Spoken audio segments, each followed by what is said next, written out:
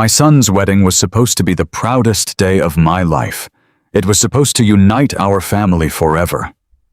Instead, I found myself standing in a ruined ballroom surrounded by shattered glass, crushed flowers, and a wife screaming that my failing mind had destroyed everything. She used that manufactured disaster to hand me divorce papers right there on the spot. But when the venue manager quietly pulled me aside hours later and told me to watch the security tape, I finally saw the truth. I watched the woman I loved for 38 years methodically staging the very catastrophe she blamed on me. And that was the moment the heartbroken old man vanished, and the man who spent 40 years managing freight train logistics woke up to derail her entire life. My name is Thomas Gallagher, and I am 68 years old. For 4 decades, I worked as a logistics manager for one of the largest commercial freight train companies in the United States. If you know anything about the railways, you know that my job was entirely about precision. Moving thousands of tons of steel across the country requires an absolute obsession with details. You have to know where every single boxcar is at any given second. You have to anticipate delays, coordinate schedules, and above all else, you have to trust the people communicating with you from the dispatch towers. Trust and precision were the twin pillars of my existence. I built my career on them, and I built my family on them too. I provided a good life for my wife Cynthia and our only son, Brad. We had a beautiful home in the suburbs that was fully paid off. We had solid retirement accounts that I built by working grueling shifts, taking late nights, and sacrificing holidays. I missed countless baseball games and family dinners just so that when retirement finally came, we could enjoy the fruits of my labor. I truly believed we had a rock-solid marriage of 38 years. But as I am about to tell you, the most dangerous blind spot a man can have is believing that the people sleeping under his own roof share his sense of honor. It was a Friday night, the evening before Brad was scheduled to marry the love of his life, Jessica. I was wearing my best suit, feeling a profound sense of pride and accomplishment. I walked through the heavy oak doors of the Oak Ridge Country Club, expecting to see a scene of elegant preparation. We had paid a premium for this venue. It was a high-end establishment, featuring crystal chandeliers, towering windows, and polished marble floors. Jessica came from a very wealthy family. Her parents owned several successful car dealerships across the state. Cynthia had always been absolutely obsessed with matching their financial weight. She insisted on managing every single aspect of the wedding budget, making sure we paid for the extravagant reception, the custom lighting, and the imported flowers. I simply signed the financial authorizations and let her handle the logistics, while I focused on being there for my son. But when I stepped into the grand ballroom, my heart stopped beating. The space looked like a war zone. The room was in complete ruin. The $15,000 custom floral centerpieces were smashed across the floor. White roses and rare orchids were trampled into the expensive Persian rugs. The heavy lighting rigs that were supposed to cast a warm, romantic glow over the dance floor had been violently torn down. Thick black cables were snapped and sparking dangerously against the painted walls. Round banquet tables were overturned. Wooden chairs were splintered into jagged pieces. The beautiful multi-tiered cake stand was crushed under the weight of a fallen lighting truss. Standing in the center of this unbelievable devastation was the venue catering director. He was a tall man with a red face clutching a clipboard and shouting at the top of his lungs that he was canceling the entire event immediately. I stood frozen in the doorway, unable to comprehend what my eyes were processing. This was not a simple accident. This was a targeted, methodical destruction of a celebration.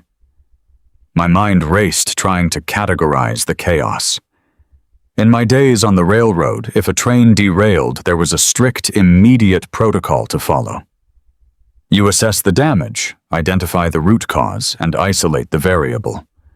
But this was not a train derailment. This was the eve of my son's wedding. The air smelled strongly of crushed floral petals, spilled champagne, and raw human panic. I stepped further into the room, and the soles of my polished shoes crunched loudly over shattered crystal champagne flutes. Brad was standing near the overturned head table, clutching his head in his hands. His face was pale and contorted with an agony that tore directly at my soul. Jessica was weeping uncontrollably, burying her face into her mother's arms. Her father, a stern man named Richard, who had always looked at me with a hint of wealthy condescension, was demanding answers from the screaming catering director. I hurried forward, raising my hands, trying to project authority and calm. I asked loudly what had happened here and who had done this to the hall. Before the catering director could even open his mouth to respond, Cynthia stepped out from the shadows near the kitchen's swinging doors. She marched toward me, and her face was twisted into a mask of pure, unadulterated rage. She did not walk like a woman in mourning for her son's ruined day. She walked like a ruthless prosecutor, stepping up to a witness stand to deliver a lethal blow. She stopped inches from my face, pointed a perfectly manicured finger directly at my chest, and screamed so loudly that the entire massive room went dead silent. She screamed that I had done this. She screamed that I was the sole reason the room was destroyed. I blinked, staring at her in absolute bewilderment. I told her that was impossible, and that I had just arrived from the hotel. But Cynthia did not lower her voice. She amplified it, ensuring that Jessica's wealthy parents, the venue staff, and our devastated son heard every single syllable clearly. She yelled that the $50,000 wire transfer I was supposed to authorize for the final venue payment had bounced. She claimed that because of my gross financial negligence, the massive payment failed to clear the country club's corporate accounts. According to her vivid narrative, the vendors had panicked. When the florist, the lighting technicians, and the decorators found out there was no money, they supposedly rioted. She told the room they came back into the hall, like angry repossession agents tearing down their expensive equipment, smashing what they could not take, and leaving the place in absolute ruins to punish us for the bounced check. I felt the warm blood drain completely from my face. My old knees grew weak and shaky. I tried to speak, but my throat felt filled with dry dust. I looked at Cynthia and told her that was fundamentally impossible. I explicitly remembered sitting at our kitchen table on Tuesday morning. I remembered putting on my reading glasses. I remembered the blue ink of my favorite pen as I signed the wire authorization forms she had placed directly in front of me. I had triple-checked the routing and account numbers, just like I always did with my freight manifests. The money was securely sitting in our joint savings account. There was absolutely no logical reason a $50,000 transfer should bounce. I tried to explain this to the room. I looked at Richard, who was glaring at me with open disgust. I looked at Jessica, who was sobbing hysterically. I looked at Brad, who simply stared back at me with a deeply disappointed, shattered expression. But Cynthia did not let me finish a single explanatory sentence. She cut me off rapidly, and her voice dripped with venom mixed with a theatrical fake pity that made my stomach physically churn. She turned her body toward Jessica's parents and loudly apologized for my rapidly declining memory. She deliberately used the word senile. She told them I had been slipping mentally for months. She invented lies right on the spot, claiming I was forgetting basic household tasks, leaving doors unlocked at night, and misplacing important financial documents. She painted a vivid, horrifying picture of an incompetent old man whose mental decay had just humiliated his entire family and permanently ruined his only son's life. Every single word she spoke was a calculated, precise strike against my lifelong dignity. I looked down at my own hands. These were the hands that had worked 40 exhausting years to build a massive fortune and a secure life for this woman. Right now they were shaking uncontrollably. They shook not from the weakness of old age, but from the sheer violent shock of her ambush. I looked at Brad, begging him silently with my eyes to believe me over her. I said his name softly. I told him I signed those bank papers perfectly. Brad just shook his head slowly. His eyes were red and brimming with heavy tears. He told me to stop making pathetic excuses. He said he could not deal with my lies right now, especially not when his future wife's dream was lying in broken pieces on the hardwood floor. That was the deepest, most agonizing wound of the entire night. Hearing my own flesh and blood reject my truth because his mother had so skillfully planted the poisonous seed of my supposed mental decline. The catering director crossed his thick arms and stated firmly that without the $50,000 cleared in his account by midnight, the heavy brass doors would be locked and the wedding was officially canceled forever. Jessica let out a loud wail of despair that echoed painfully off the high painted ceilings. Richard stepped forward, his face a tight mask of wealthy fury, and stated flatly that his prestigious family would never be associated with this level of embarrassing financial incompetence.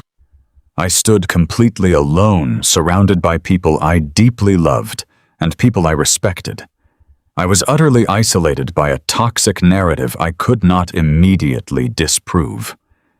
The psychological weight of that terrible moment was physically crushing. I felt a tight pressure in my chest. I asked myself if I was truly losing my mind. I wondered if I forgot to sign the correct line on the banking form. I wondered if I accidentally authorized the wrong routing account in a moment of fatigue. The insidious nature of psychological abuse is that it makes you doubt your own fundamental reality. And for a few agonizing minutes standing in that ruined ballroom, I actually wondered if my aging brain was finally betraying me. Then Cynthia stepped forward to deliver the final lethal blow. She walked over to her expensive designer handbag, which was resting completely untouched on a miraculously upright cocktail table in the corner. She unzipped the leather pouch and pulled out a thick, crisp manila envelope. She marched back over to me and slapped the heavy envelope hard against my chest, forcing my hands to come up and take it. I looked down at the thick stack of paper while my vision blurred slightly with unshed tears. I asked her what she was handing me. She looked me dead in the eyes. Her voice dropped to a harsh, icy whisper that only I could hear clearly before she raised it again for the audience. She told me it was a pre-drafted legal separation agreement. She stepped back and announced loudly to the ruined hall that she had been consulting with a divorce attorney for several weeks. She claimed she could no longer bear the heavy burden of managing my supposed cognitive decline and the utter financial ruin it was bringing upon her life. She said this bounced check and the destroyed wedding venue was the final absolute straw. She looked at me with absolute unmasked contempt and demanded that I take my pickup truck and leave our house immediately. She commanded me to disappear into the night so she could try to salvage what was left of our family's shattered dignity and figure out a way to beg the angry vendors to return. She handed me a pen, the very same type of pen I always used to sign my daily freight manifests, and she told me to get out of her sight forever. I stood there holding the thick legal document, feeling the rough texture of the paper against my numb fingertips. The weight of 38 years of marriage seemed to evaporate into the cold air of that destroyed ballroom. Every sacrifice I had ever made, every overtime shift I had ever worked, every mile of track I had monitored felt completely meaningless. I looked at the faces of the people judging me. Jessica's parents were whispering to each other, shaking their heads in disgust. The catering director was tapping his foot impatiently, waiting for me to be removed from his property. And Brad, my own son, had turned his back to me, completely unable to even look at the man who had raised him. The silence in the room was deafening, broken only by the sound of Jessica weeping softly in the background. I realized in that agonizing moment that defending myself verbally would only reinforce Cynthia's toxic narrative. If I raised my voice, I would be the erratic, crazy old man. If I wept, I would be the pathetic, broken burden she described. So I did the only thing a man who has spent his entire life managing catastrophic disasters could do. I swallowed my pride. I took the heavy envelope. I turned around, and I began the long, humiliating walk out of the grand ballroom. Every step I took over the broken glass and crushed flowers felt like a physical blow to my heart. I pushed through the heavy oak doors and stepped out into the cold night air, holding the legal papers that signaled the end of my family. I walked toward my old Ford pickup truck, parked under the dim yellow glow of a solitary street lamp. I climbed into the cab, shut the door, and gripped the steering wheel so hard my knuckles turned white. The sheer injustice of the situation burned in my veins like battery acid. I was being thrown out of my own life, stripped of my dignity, and alienated from my only son based on a failure I knew in my bones I did not commit. I sat in the dark parking lot, staring at the dashboard, knowing I had to leave my home tonight, just as she demanded. I was entirely broken, completely humiliated, and left with absolutely nothing but a stack of separation papers. The streetlights bled across the windshield of my heavy Ford pickup truck as I drove away from the country club. I had no destination in mind. I just knew I had been banished from my own life. I eventually pulled into a cheap motel parking lot on the industrial edge of town, but I did not go inside to rent a room. I simply turned off the ignition and sat in the cold cab of the truck. The heater was broken, blowing only a faint draft of lukewarm air, but the chill settling deep into my bones had absolutely nothing to do with the weather. I stared at the passenger seat. The thick legal separation agreement Cynthia had shoved into my chest sat there glowing faintly under the harsh amber light of a solitary parking lot lamp. I did not touch it. I felt as though touching that envelope would make the nightmare completely real. Instead, I sat in the freezing darkness and allowed my mind to tear itself apart. I agonized over my own sanity. For 40 years, I had managed the chaotic, high-stakes logistics of a commercial railway. I had tracked multi-ton freight shipments across the continent. I was a man who lived and breathed precision. A single misplaced decimal point in my line of work could mean a catastrophic derailment or millions of dollars in lost revenue. I prided myself on a memory that was as sharp as cut glass. Yet sitting in that truck, the poisonous seeds Cynthia had planted in the ballroom began to take root in my brain. Did I actually forget to send the wire? I closed my eyes and desperately tried to reconstruct the memory of that Tuesday morning. I remembered sitting at our kitchen table. I remembered the smell of the dark roast coffee. I remembered putting on my wire-rimmed reading glasses. I vividly remembered the blue ink of my favorite heavy brass pen as I signed the authorization forms she had placed directly in front of me. I had verified the routing numbers. I knew the money was sitting securely in our joint savings account. There was no logical reason for a $50,000 transfer to fail. But what if my mind was finally failing me? That terrifying thought crashed over me like a tidal wave. My own father had suffered from severe cognitive decline in his late 70s. I watched his brilliant mind slowly dissolve into a fog of confusion and misplaced memories. Was it happening to me now? Had I looked at the bank forms and completely misunderstood the numbers, the terror of losing my mental faculties was infinitely worse than the threat of losing my marriage. If Cynthia was telling the truth, if I really had ruined my only son's wedding because my brain was rotting from the inside out, Then I truly was the burden she claimed I was. I buried my face in my rough, calloused hands and wept. I did not cry out of anger. I cried out of a deep, paralyzing fear that I was no longer the capable protector my family needed. I was just a broken-down old man who had single-handedly destroyed the proudest weekend of my son's life. A sudden sharp knock on the driver's side window jolted me out of my downward spiral. I flinched, my heart hammering against my ribs. I looked through the frosted glass and saw a figure standing in the freezing night air. It was Brad. I quickly unlocked the door and pushed it open. He climbed into the passenger seat, carelessly shoving the legal separation papers out of the way. He looked absolutely exhausted. He was still wearing his expensive rehearsal dinner suit, but the collar was unbuttoned and the tie was pulled loose.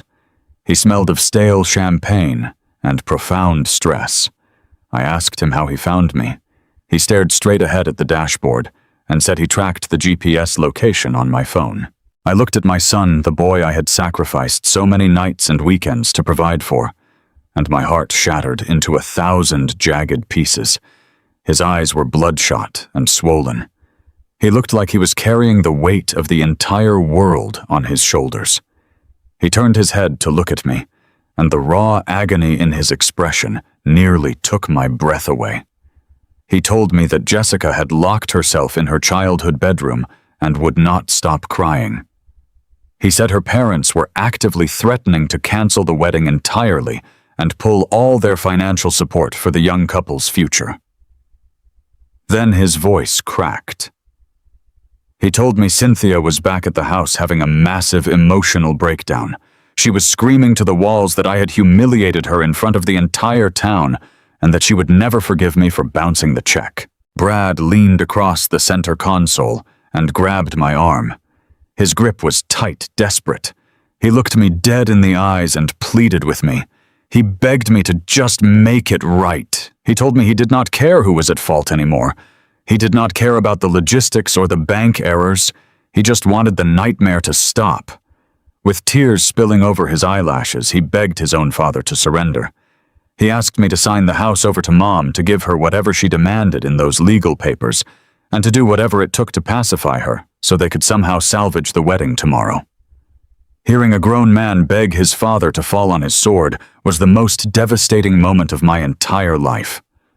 He was asking me to accept the blame, to accept the label of a senile old fool, just to buy peace. I sat there listening to the sheer desperation in his voice, and I realized exactly what Cynthia was doing. She was weaponizing our son. She knew I would rather tear my own heart out than watch Brad suffer. I felt a profound, overwhelming sense of failure as a father.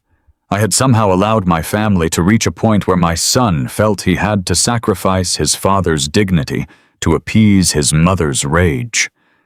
But beneath that crushing guilt, a fierce, primal, protective instinct flared to life.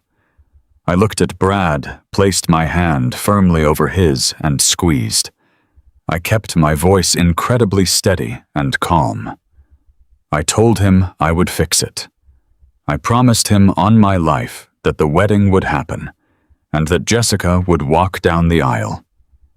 Brad let out a long, shaky breath, nodded once, and climbed out of the truck without another word. He drove away into the night, leaving me completely alone in the freezing cab. Once the tail lights of his car disappeared down the dark street, the sorrow vanished, replaced by a cold, mechanical resolve.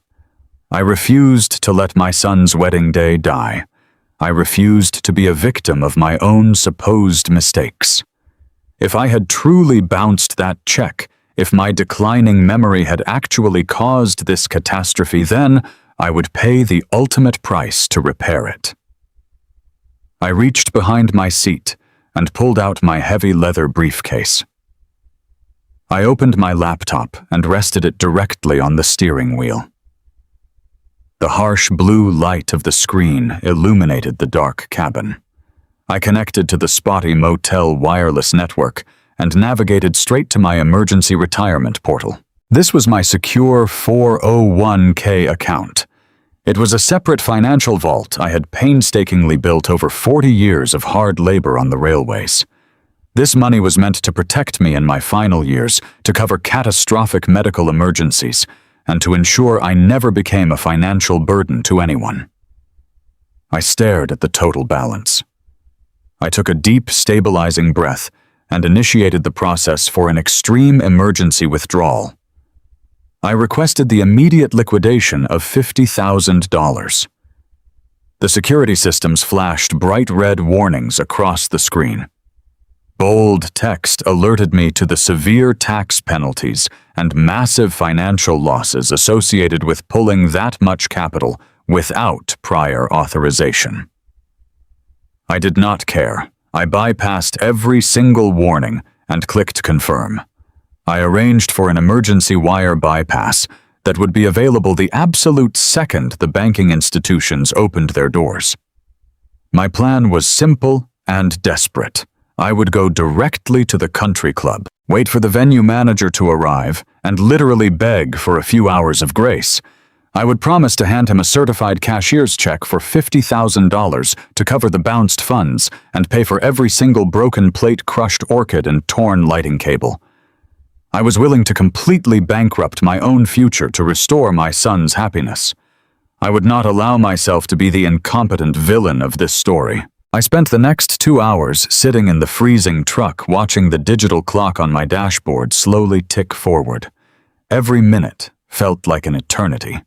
I reviewed my bank statements over and over again on the small screen, still trying to find the mathematical error that Cynthia claimed I made.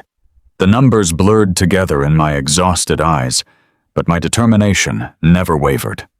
At exactly 4:30 in the morning, I closed the laptop, packed it away, and started the heavy engine of the Ford pickup. I drove back toward the Oak Ridge Country Club. The city was completely silent. A thick, heavy morning mist had rolled in from the nearby river, blanketing the manicured golf greens and obscuring the sprawling oak trees. The massive country club parking lot was entirely empty when I pulled in.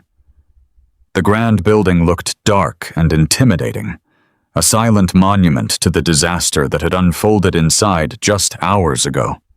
I parked near the service entrance, zipped up my wool coat against the biting, damp cold, and stepped out of the truck. I grabbed my leather portfolio, walked up to the heavy glass doors, and sat down on a cold stone bench to wait. The morning air was absolutely freezing, but I did not move. I rehearsed my speech perfectly in my head. I practiced the tone of absolute humility I would use when speaking to the manager. I prepared myself to swallow every ounce of my pride, to apologize profusely, and to prove that I was a man of honor who always paid his debts. At exactly 5 o'clock in the morning, a pair of bright halogen headlights cut through the thick white fog. A dark sedan pulled slowly into the service lot and parked near the delivery bays. The driver's side door opened, and Mitchell, the catering and venue manager, stepped out into the mist. He looked exhausted, holding a thermos of coffee and a large ring of brass keys. I stood up from the stone bench, bracing my body for another round of intense screaming and professional insults. I took a step forward, clutching my portfolio tightly against my chest. I started speaking immediately. I told him I was so incredibly sorry for the destruction. I told him I had the funds secured, that I was draining my entire retirement account, and that I would personally pay for every single ounce of damage in cash the moment the banks opened. But Mitchell did not yell. He did not raise his voice or point an accusatory finger at me. He stopped dead in his tracks on the wet pavement. He looked at me, and his expression was not filled with the aggressive fury from the night before. Instead, his face was pale drawn and filled with a heavy, sickening sense of pity. It was the kind of look you give a man who has just been diagnosed with a terminal illness. He slowly walked up to the heavy glass doors, selected a brass key from his ring, and unlocked the deadbolt with a loud metallic click. He pushed the door open, stepped inside, and turned back to look at me standing in the cold fog. His voice was quiet, almost entirely stripped of emotion, yet it carried clearly through the chilling morning air. He said, "Mr. Gallagher, keep your money. You need to see the security tape from 2 o'clock last night." The heavy glass door of the Oak Ridge Country Club closed behind me, shutting out the cold morning mist. I followed Mitchell down a long, carpeted hallway that smelled faintly of industrial floor cleaner and stale wedding cake. My heavy work boots sank into the plush runner, but my legs felt entirely numb. Mitchell did not say a single word. He just walked with his head bowed, his shoulders slumped under the weight of whatever terrible secret he was about to show me. We bypassed the grand ballroom. I could see the yellow caution tape blocking the entrance out of the corner of my eye. I did not look directly at it. I could not stomach seeing the shattered crystal and ruined roses again. Instead, we turned down a narrow cinder-block corridor designated for staff only. The country club security office was a cramped, windowless room tucked away behind the main kitchens. It was freezing inside, humming loudly with the sound of large cooling fans meant to keep the tall stacks of computer servers from overheating. A wall of flat screen monitors glowed brightly in the dim space, casting a harsh, pale blue light over the scuffed linoleum floor. Mitchell pulled out a cheap rolling office chair and offered it to me. I sat down heavily. My knees practically gave out the moment they bent. I folded my hands in my lap and stared at the dark, blank screen on the center desk. For 40 years, I sat in rooms just like this one. I spent my entire career in rail yard dispatch centers, staring at glowing monitors, tracking cargo trains, and looking for discrepancies in the supply chain. I was trained to look at a screen and find the absolute truth of a situation. But sitting in that cold little room, I felt completely, entirely unprepared for whatever truth was about to play out in front of me. Mitchell leaned over the desk, gripping a computer mouse. His hand was shaking slightly. He clicked a few times, opening a directory filled with video files. He told me that he had come in early to start calling the vendors to beg for leniency and perhaps salvage the hall for the afternoon.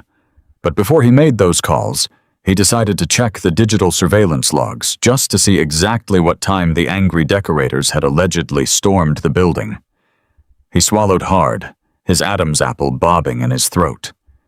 He said he found the footage from the main ballroom and the adjoining catering kitchen. Then, without another word, he double-clicked a file and stepped back into the shadows of the room, leaving me alone with the glowing monitor. The video started playing. The timestamp in the upper right corner read exactly 2 o'clock in the morning. The ballroom was completely empty and dark, except for the emergency exit lights casting long, strange shadows across the perfectly arranged banquet tables. I watched the heavy double doors at the far end of the hall push open.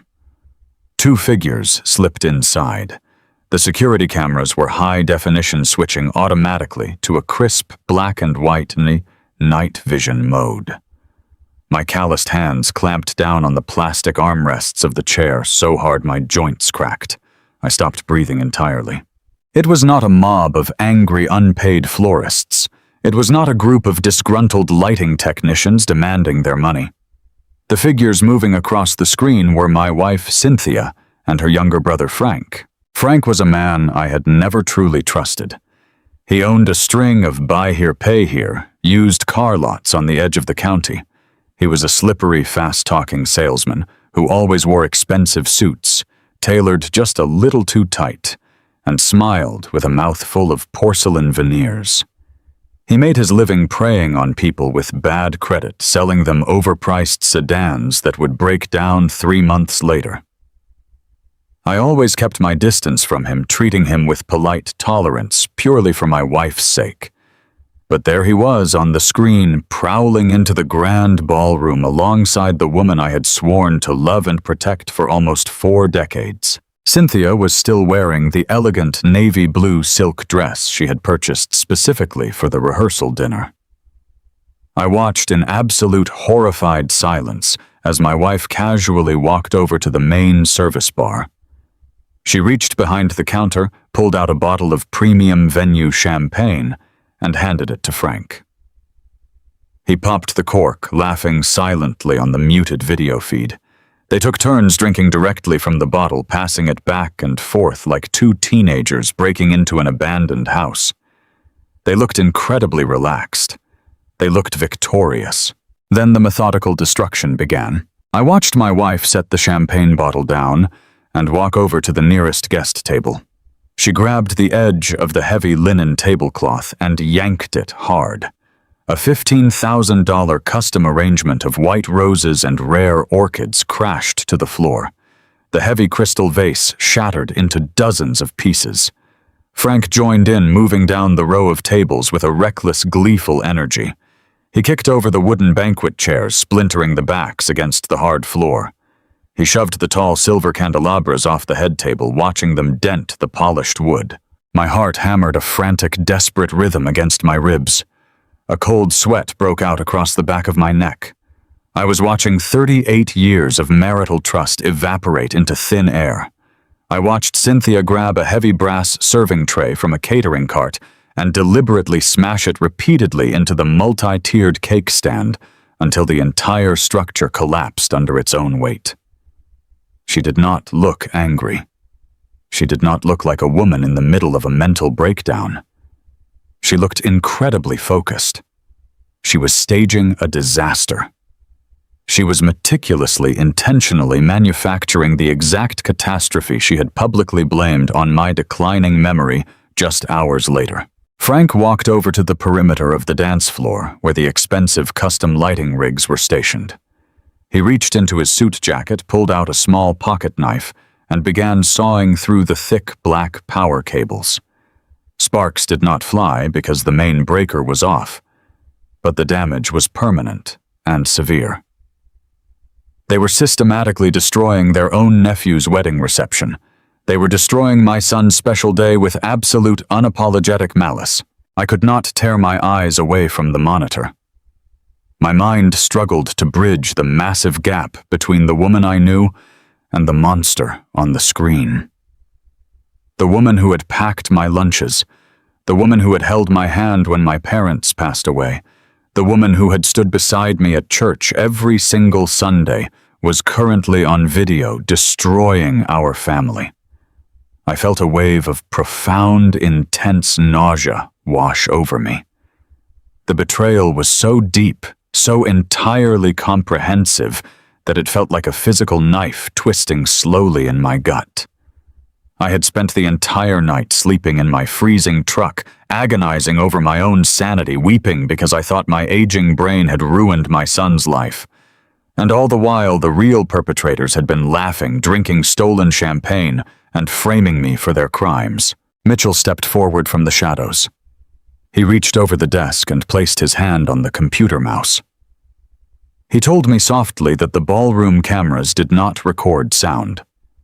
He said the venue only kept microphones in the kitchen and hallway cameras for liability purposes involving the service staff.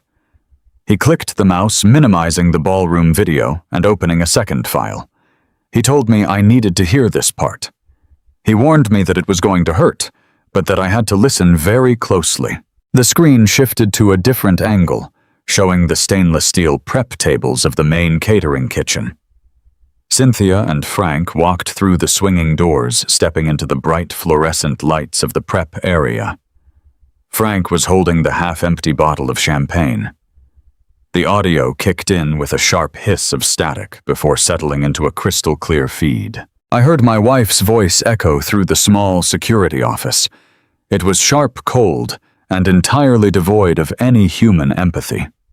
She told Frank to go back out there and tip over the rest of the head table. She said they needed to make it look like a genuine riot. She instructed him to tear the velvet drapes near the entrance so the catering director would panic the second he arrived in the morning. Frank took a long drink from the bottle and wiped his mouth with the back of his hand. He asked her if she was absolutely sure this was going to work.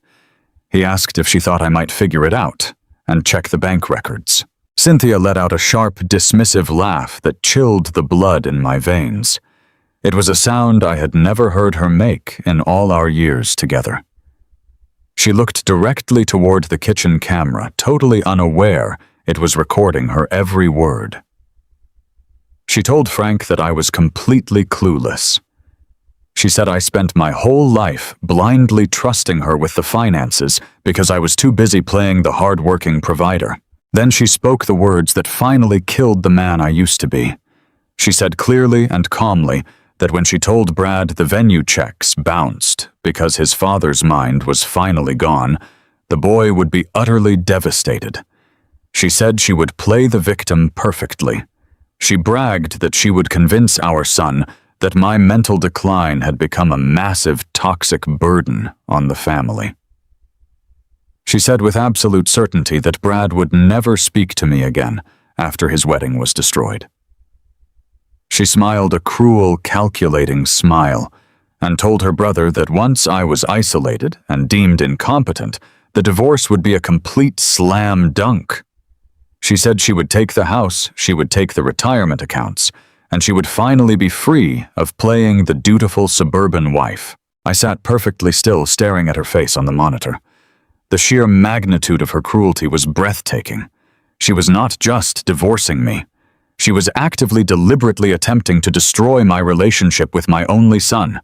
She was weaponizing his grief, his embarrassment, and his broken wedding day to paint me as a senile, useless burden. She was willing to break Brad's heart into 1,000,000 pieces just to guarantee she walked away with absolute control over my life savings. I felt a strange, profound shift happen deep inside my chest. The terrified, heartbroken old man who had wept in the cab of his Ford pickup truck completely evaporated. In his place, a cold, sharp iron resolve settled over my mind. For 40 years, I was a man who fixed broken systems. I was a man who found the source of a catastrophic failure and completely neutralized it. Cynthia had vastly underestimated the man she married. She thought I was just a tired old logistics manager ready to be put out to pasture. She had no idea she had just ignited a fire that would absolutely incinerate her entire life. So Mitchell reached for the mouse to pause the video, assuming I had seen enough. I held up my hand, stopping him. I told him to let it play. I needed to see every single second. I needed to absorb every ounce of this betrayal so I would never ever feel a shred of mercy for her again. The video continued to play. Frank set the empty champagne bottle down on a stainless steel prep counter. He reached inside his tailored suit jacket and pulled out a thick, heavy manila envelope. It looked exactly like the legal envelope Cynthia had shoved into my chest just hours ago, but this one was visibly stuffed with documents. He handed it across the table to my wife. Cynthia took the envelope eagerly, pulling out a stack of papers that looked like bank statements and corporate filings. She flipped through them quickly, her eyes scanning the pages with greedy satisfaction. Frank leaned against the counter, crossing his arms. He looked at my wife and stated very clearly that the new limited liability company was fully funded and operational. He told her the corporate shell was registered perfectly in Delaware, just like they planned. Then he dropped the final piece of the puzzle into place. He lowered his voice slightly, but the kitchen microphone picked up every single devastating syllable. He said, "The LLC is fully funded, Cynthia. The 50 grand you pulled from the wedding account is already offshore, sitting completely untraceable in the new business account." He smiled his slick car salesman smile and added that the rest of the retirement money she siphoned last week was safely locked away where the old man could never find it. I stopped breathing. The room spun around me. The pieces of the puzzle aggressively snapped together, forming a picture of absolute financial devastation. The ruined flowers, the smashed cake, the broken lighting rigs, all of it was just a theatrical distraction. The wedding disaster was a brilliantly orchestrated smokescreen designed to hide a massive financial heist. Cynthia had not just framed me for ruining the wedding. She and her sleazy brother had actively robbed me blind, stealing my retirement savings and hiding it behind a maze of offshore accounts and phantom corporations. I stared at the frozen image of my wife, holding the envelope of stolen money, realizing that the battle for my family and my future had just violently begun. The relentless hum of the server cooling fans filled the cramped security office, but the sound seemed to fade into absolute nothingness as I stared at the frozen image on the monitor. My wife of 38 years was captured perfectly in the stark black and white glow of the surveillance camera, holding a manila envelope filled with the ashes of my life. For the past 12 hours, I had been drowning in a suffocating ocean of self-doubt and misery. I had genuinely believed my cognitive faculties were failing me. I had wept in the freezing cabin of my pickup truck, mourning the loss of my son's respect and the destruction of his wedding day. But as I watched Cynthia smile, that cold, calculating smile on the screen, the crushing weight of my grief simply evaporated. It did not fade away slowly.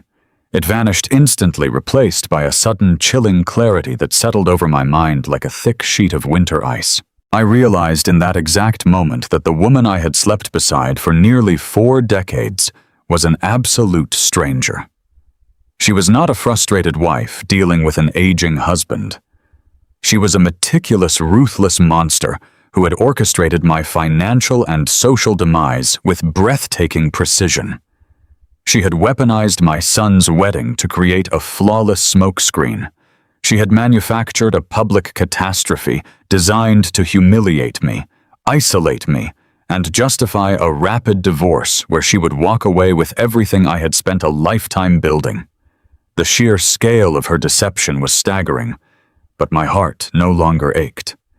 Instead, the terrified old man I had been all night died right there in that cheap rolling office chair. In his place, the veteran freight logistics manager woke up. For 40 years, I made my living by controlling chaos. When a massive supply chain broke down or a multi-ton shipment vanished from the national grid, I did not panic. I isolated the variables. I gathered the raw data. I found the missing link, and I ruthlessly corrected the failure. That was my exact professional training, and now I was going to apply every single ounce of that ruthless methodology to my own life. I did not want to scream. I did not want to confront Cynthia in a fit of rage. Screaming would only feed her narrative that I was an unstable, erratic old fool. I needed absolute concrete proof, and I needed to strike back so silently and intelligently that she would never even see the freight train coming until it was completely too late. I slowly took a deep breath and turned my chair away from the glowing monitor. Mitchell, the venue manager, was standing quietly in the corner of the small room. His arms were crossed tightly over his chest, and he was watching me with a look of profound sorrow. He clearly expected me to break down crying or collapse from a heart attack. When I met his gaze, my eyes were dry and my posture was completely rigid. I spoke to him in a calm, measured voice that seemed to surprise him. I told Mitchell that I needed a digital copy of every single second of that surveillance footage. I needed the ballroom cameras, the kitchen cameras, the hallway feeds, and the audio recordings exported immediately. Mitchell did not hesitate for a fraction of a second. The deep disgust he felt toward Cynthia and Frank was entirely evident on his face. He nodded briskly and reached into his desk drawer, pulling out a high-capacity silver flash drive. He plugged it directly into the main terminal and began transferring the massive video files. He told me that he had been in the hospitality business for 25 years, and he had never witnessed anything so purely evil in his entire life. He assured me that the venue would not press any charges against me for the damages. The tapes clearly proved that I was entirely innocent of the destruction. While the computer processed the heavy file transfer, I asked Mitchell for one more massive favor. I asked him if he had a pen and some official venue letterhead. He quickly opened a cabinet and handed me a stack of heavy ivory paper stamped with the Oak Ridge Country Club golden logo. I slid the paper back across the desk toward him. I told him I needed a sworn written statement. I asked him to write down his exact name, his title, and the exact time he had reviewed the footage. I needed him to detail everything he had witnessed on those screens regarding my wife and her brother intentionally destroying the reception hall. I needed an independent professional witness to verify the authenticity of the digital files in case Cynthia somehow tried to claim the videos were altered or fake. Mitchell uncapped his pen and began writing immediately. His handwriting was swift and sharp. He detailed the unprovoked vandalism, the deliberate cutting of the lighting cables, and the specific spoken dialogue regarding the financial theft and the planned divorce. When he finished filling 2 entire pages, he signed the bottom with a bold, commanding signature and dated it. The computer chimed, signaling the file transfer was fully complete. Mitchell safely ejected the silver flash drive and handed it to me along with the freshly inked affidavit. I carefully placed the drive and the folded papers into the inner pocket of my heavy wool coat, pressing them against my chest. These items were my armor. They were the undeniable foundational proof of my absolute innocence. I extended my right hand, and Mitchell shook it with a firm, respectful grip. I thanked him for his profound integrity and walked out of the security office, leaving the ruined ballroom far behind me. The heavy glass doors of the country club slid open and I stepped back out into the morning air. The thick, damp mist from earlier had begun to dissipate, revealing the soft pink glow of the rising sun breaking over the eastern tree line. The world was waking up, and so was my mind. I walked across the empty asphalt parking lot with long, purposeful strides. My heavy boots hit the pavement with a steady, rhythmic cadence. I reached my old Ford pickup truck, climbed into the cab, and slammed the door shut, shutting out the morning chill. I did not start the engine. I reached behind the passenger seat and pulled my leather portfolio back onto my lap. I opened my laptop computer and waited for the screen to illuminate the dark cabin.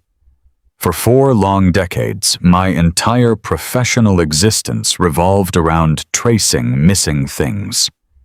If a shipping container loaded with commercial electronics vanished somewhere between Chicago and Seattle, I was the man who found it.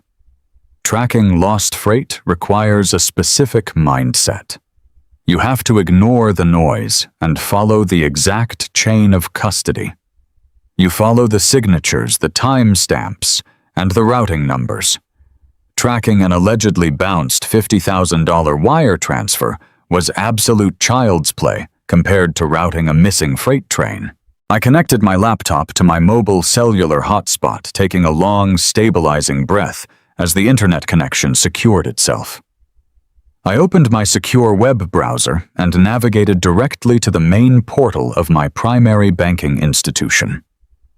This was the joint account where Cynthia and I managed all of our major household expenses and where the wedding funds had been staged. My calloused fingers flew across the keyboard, typing in my complex passwords and security verification codes with practiced muscle memory. The screen refreshed, displaying the main financial dashboard. The tension in my shoulders was immense as I clicked into the detailed transaction history for the past 72 hours. I needed to see the exact moment the system allegedly failed to process the payment to the country club. I scrolled down the digital ledger, my eyes scanning the dense rows of numbers and dates. I found the transaction logged on Tuesday morning, just hours after I had sat at the kitchen table and signed the physical authorization forms. But my eyes narrowed instantly. The $50,000 had indeed left the joint savings account. The funds had been successfully deducted from the total balance. However, there was no red alert marking a bounced transaction. There was no error code from the clearinghouse. The money had not been returned to the account due to insufficient funds or a mismatched routing sequence. The transfer had executed perfectly and cleared the central banking system without a single flaw. I leaned closer to the bright screen, my heart beating a slow, steady rhythm against my ribs. I clicked on the specific transaction receipt to view the detailed digital wire manifest. I pulled up the routing destination and the final receiving account numbers. The screen loaded a scanned copy of the final authorization document the bank had processed. I stared at the digital image, and the cold ice in my veins turned into solid steel. The document on the screen was not the same form I had signed at the kitchen table. It looked identical at first glance, but the routing numbers at the bottom had been entirely altered. Cynthia had not submitted the genuine country club payment details. She had drafted a secondary fraudulent wire transfer form. I zoomed in on the signature line at the very bottom of the page. It was my name written in blue ink, but the loops and angles were slightly rigid, lacking the natural fluid motion of my actual handwriting. Cynthia had meticulously forged my signature on a fake document to deliberately divert the massive payment away from the wedding venue. I copied the receiving routing number from the fraudulent manifest and pasted it into a global banking directory search tool I frequently used during my logistics career. I hit enter and waited for the database to pull the institutional records. The screen refreshed, revealing the destination. The $50,000 had not gone to a local vendor or a regional bank. It had been wired directly into a corporate holding account registered to a limited liability company based out of Wilmington, Delaware. The name of the registered corporate entity was Apex Ventures LLC. I opened a new browser tab and accessed a public business registry database for the state of Delaware. I typed in the name Apex Ventures LLC and pulled the corporate filing history. Delaware is notoriously secretive regarding corporate ownership, but the initial formation documents often leave a paper trail if you know exactly where to look. I bypassed the registered agent details and dug into the secondary tax filing records. Within 10 minutes, I found the primary managing director listed on the corporate charter. The name printed in stark black text on the screen was Frank Miller. It was my wife's slippery younger brother. The sheer audacity of the crime was breathtaking. They had not just destroyed the wedding hall. They had actively forged my signature to steal $50,000 and funneled it across state lines into a shadow corporation. But the terrifying realization did not stop there. If Cynthia was bold enough to forge my signature on the wedding funds, what else had she touched? I quickly navigated away from the joint checking portal and logged into my primary retirement management system. This was the massive financial bedrock I had spent 40 years sacrificing to build. It was supposed to be our safety net for the rest of our lives. The portal required a secondary layer of authentication, which I bypassed quickly using my master credentials. The dashboard loaded slowly, the small spinning icon, feeling like a ticking time bomb in the quiet cabin of my truck. The screen finally populated, displaying the total portfolio balance. I stopped breathing. The air physically left my lungs. The account was almost completely empty. A massive, catastrophic deduction had been processed exactly 8 days ago. $200,000 had been systematically liquidated from the high-yield growth funds and quietly transferred out of the secure portfolio. I clicked frantically into the withdrawal history, my hands shaking with a fresh wave of adrenaline. I pulled up the final wire destination for the massive sum. It was the exact same Delaware routing number. Every single penny of the $200,000 had been funneled directly into Frank's Phantom Corporation. I sat back against the worn fabric of the driver's seat, staring blankly at the horrifying numbers on the screen. My life savings, the blood, sweat, and tears of 40 grueling years on the railways, had been entirely wiped out. Cynthia had secretly dismantled my financial future while smiling at me over the breakfast table. The destroyed wedding, the smashed flowers, the public accusations of my failing memory. It was all a meticulously designed illusion. It was a calculated theatrical distraction meant to keep me completely off balance while they executed a $250,000 heist. She needed me to believe my mind was rotting, so I would never have the confidence to check the ledgers. She wanted me isolated, broke, and legally separated so she could ride off into the sunset with my life savings safely hidden offshore. The sun was fully up now, casting a bright, piercing light through the windshield of the truck. I slowly closed the laptop, securing it inside my leather portfolio. I placed my hand over my chest, feeling the hard plastic edge of the flash drive hidden safely in my coat pocket. They thought I was a senile, broken old fool who would quietly disappear in shame. They thought they had committed the perfect, untraceable crime. But they forgot one crucial detail. They forgot that for 4 decades, I never let a single piece of missing freight stay lost. I knew exactly where my money was, and I knew exactly who took it. I reached forward and turned the key in the ignition, feeling the powerful engine roar to life. The time for mourning was officially over. It was time to prepare for absolute war. Saturday morning broke with a deceptive brightness over the city. The sun climbed high, burning off the heavy mist, and illuminating a day that was supposed to be dedicated entirely to my son's future. It was his wedding day, a milestone I had anticipated for decades.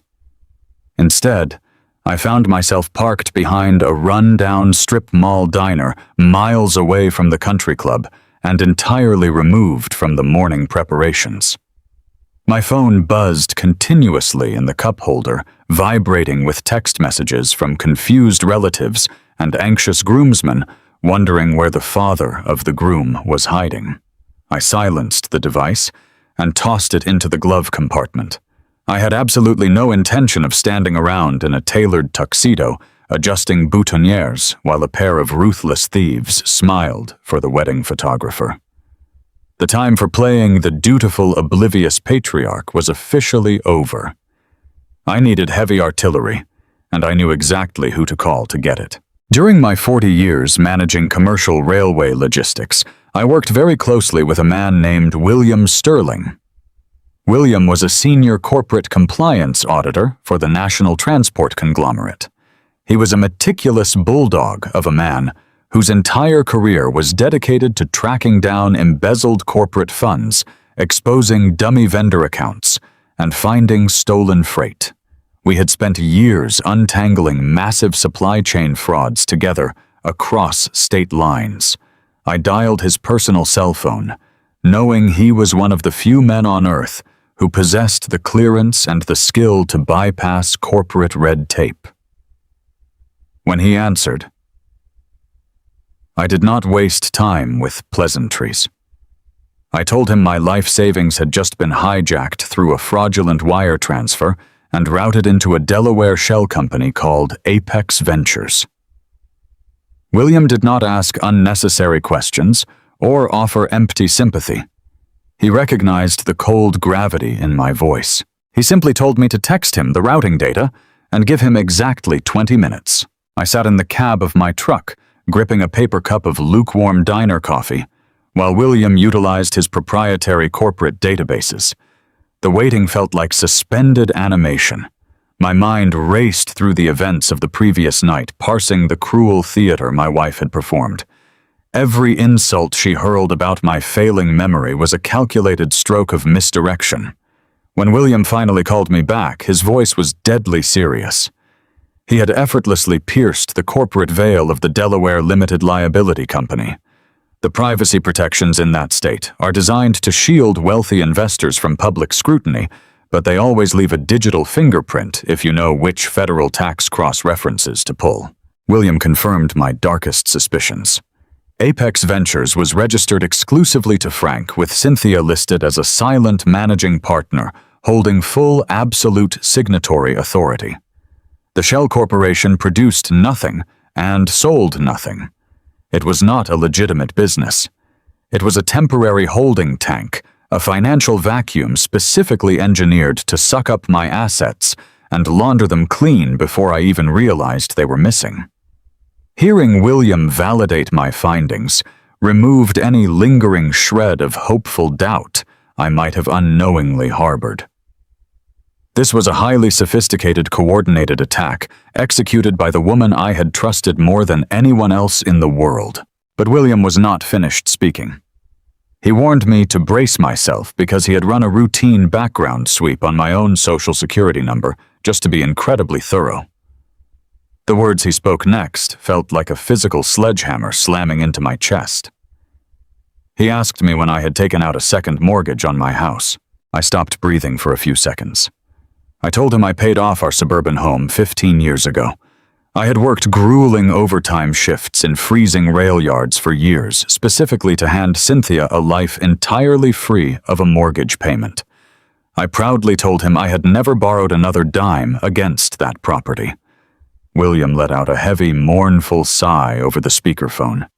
He informed me that according to the centralized county registry, a massive home equity line of credit had been opened 24 months prior. The credit line had been systematically drained to the absolute maximum limit through a series of discrete monthly withdrawals. Furthermore, a quiet secondary mortgage had been officially finalized and funded just 3 weeks ago. Cynthia had ruthlessly leveraged the very roof over our heads. She had forged my signature on mountains of complex bank documents, likely slipping them into stacks of mundane household paperwork for me to blindly sign after a long, exhausting 12-hour shift at the dispatch tower. The sheer staggering scale of the betrayal expanded rapidly before my eyes. This was not a sudden crime of opportunity committed in a moment of weakness. This was a slow, methodical 2-year bleeding of my entire life's work. For 24 months, the woman who cooked my breakfast, poured my coffee, and kissed my cheek at night was secretly plunging me into insurmountable debt. She had utterly gutted the equity of our family home, transforming my greatest financial achievement into a hollow, worthless shell. I realized with a sickening wave of absolute clarity that if she succeeded in divorcing me today, I would not just be walking away empty-handed. I would be walking away legally saddled with hundreds of thousands of dollars in fraudulent debt, while she walked away perfectly clean. I thanked William for his brutal efficiency and hung up the phone. The truck cabin suddenly felt suffocatingly small, trapping me in a reality I could barely process. I needed to see their internal communications. I needed to see exactly how Cynthia and Frank were coordinating this massive ongoing theft. I opened my laptop and connected it back to my secure mobile hotspot. Several months ago, Cynthia had complained that the old family desktop computer in our home office was running incredibly slow. She had mocked my technological skills, but allowed me to take a look at it. I had installed a background remote desktop application so I could log in from the rail yard and run diagnostic scans to fix her registry issues. She had absolutely no idea the software remained actively running in the background of her machine, granting me total access to her hard drive. I launched the remote access portal from my truck. The screen blinked and instantly mirrored the desktop computer sitting in my home office miles away. Cynthia was currently at the country club pretending to be the victimized, weeping mother of the groom, so the computer was completely unguarded and online. I opened her primary email client and began digging through her digital life. I bypassed the main inbox and went straight for the archived and recently deleted folders. Thieves always mistakenly believe that hitting the delete button magically erases their tracks.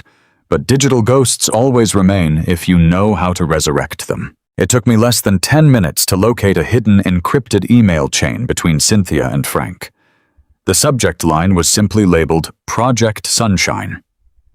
I opened the first message in the thread, and my blood ran absolutely cold. I was staring directly at a finalized premium real estate purchase agreement. Cynthia and Frank were not just hiding my money in a Delaware holding account. They were actively using my stolen retirement funds to purchase a sprawling luxury waterfront condominium in Naples, Florida.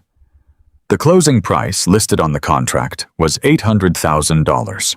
The emails detailed a strict cash closing scheduled for the following Monday.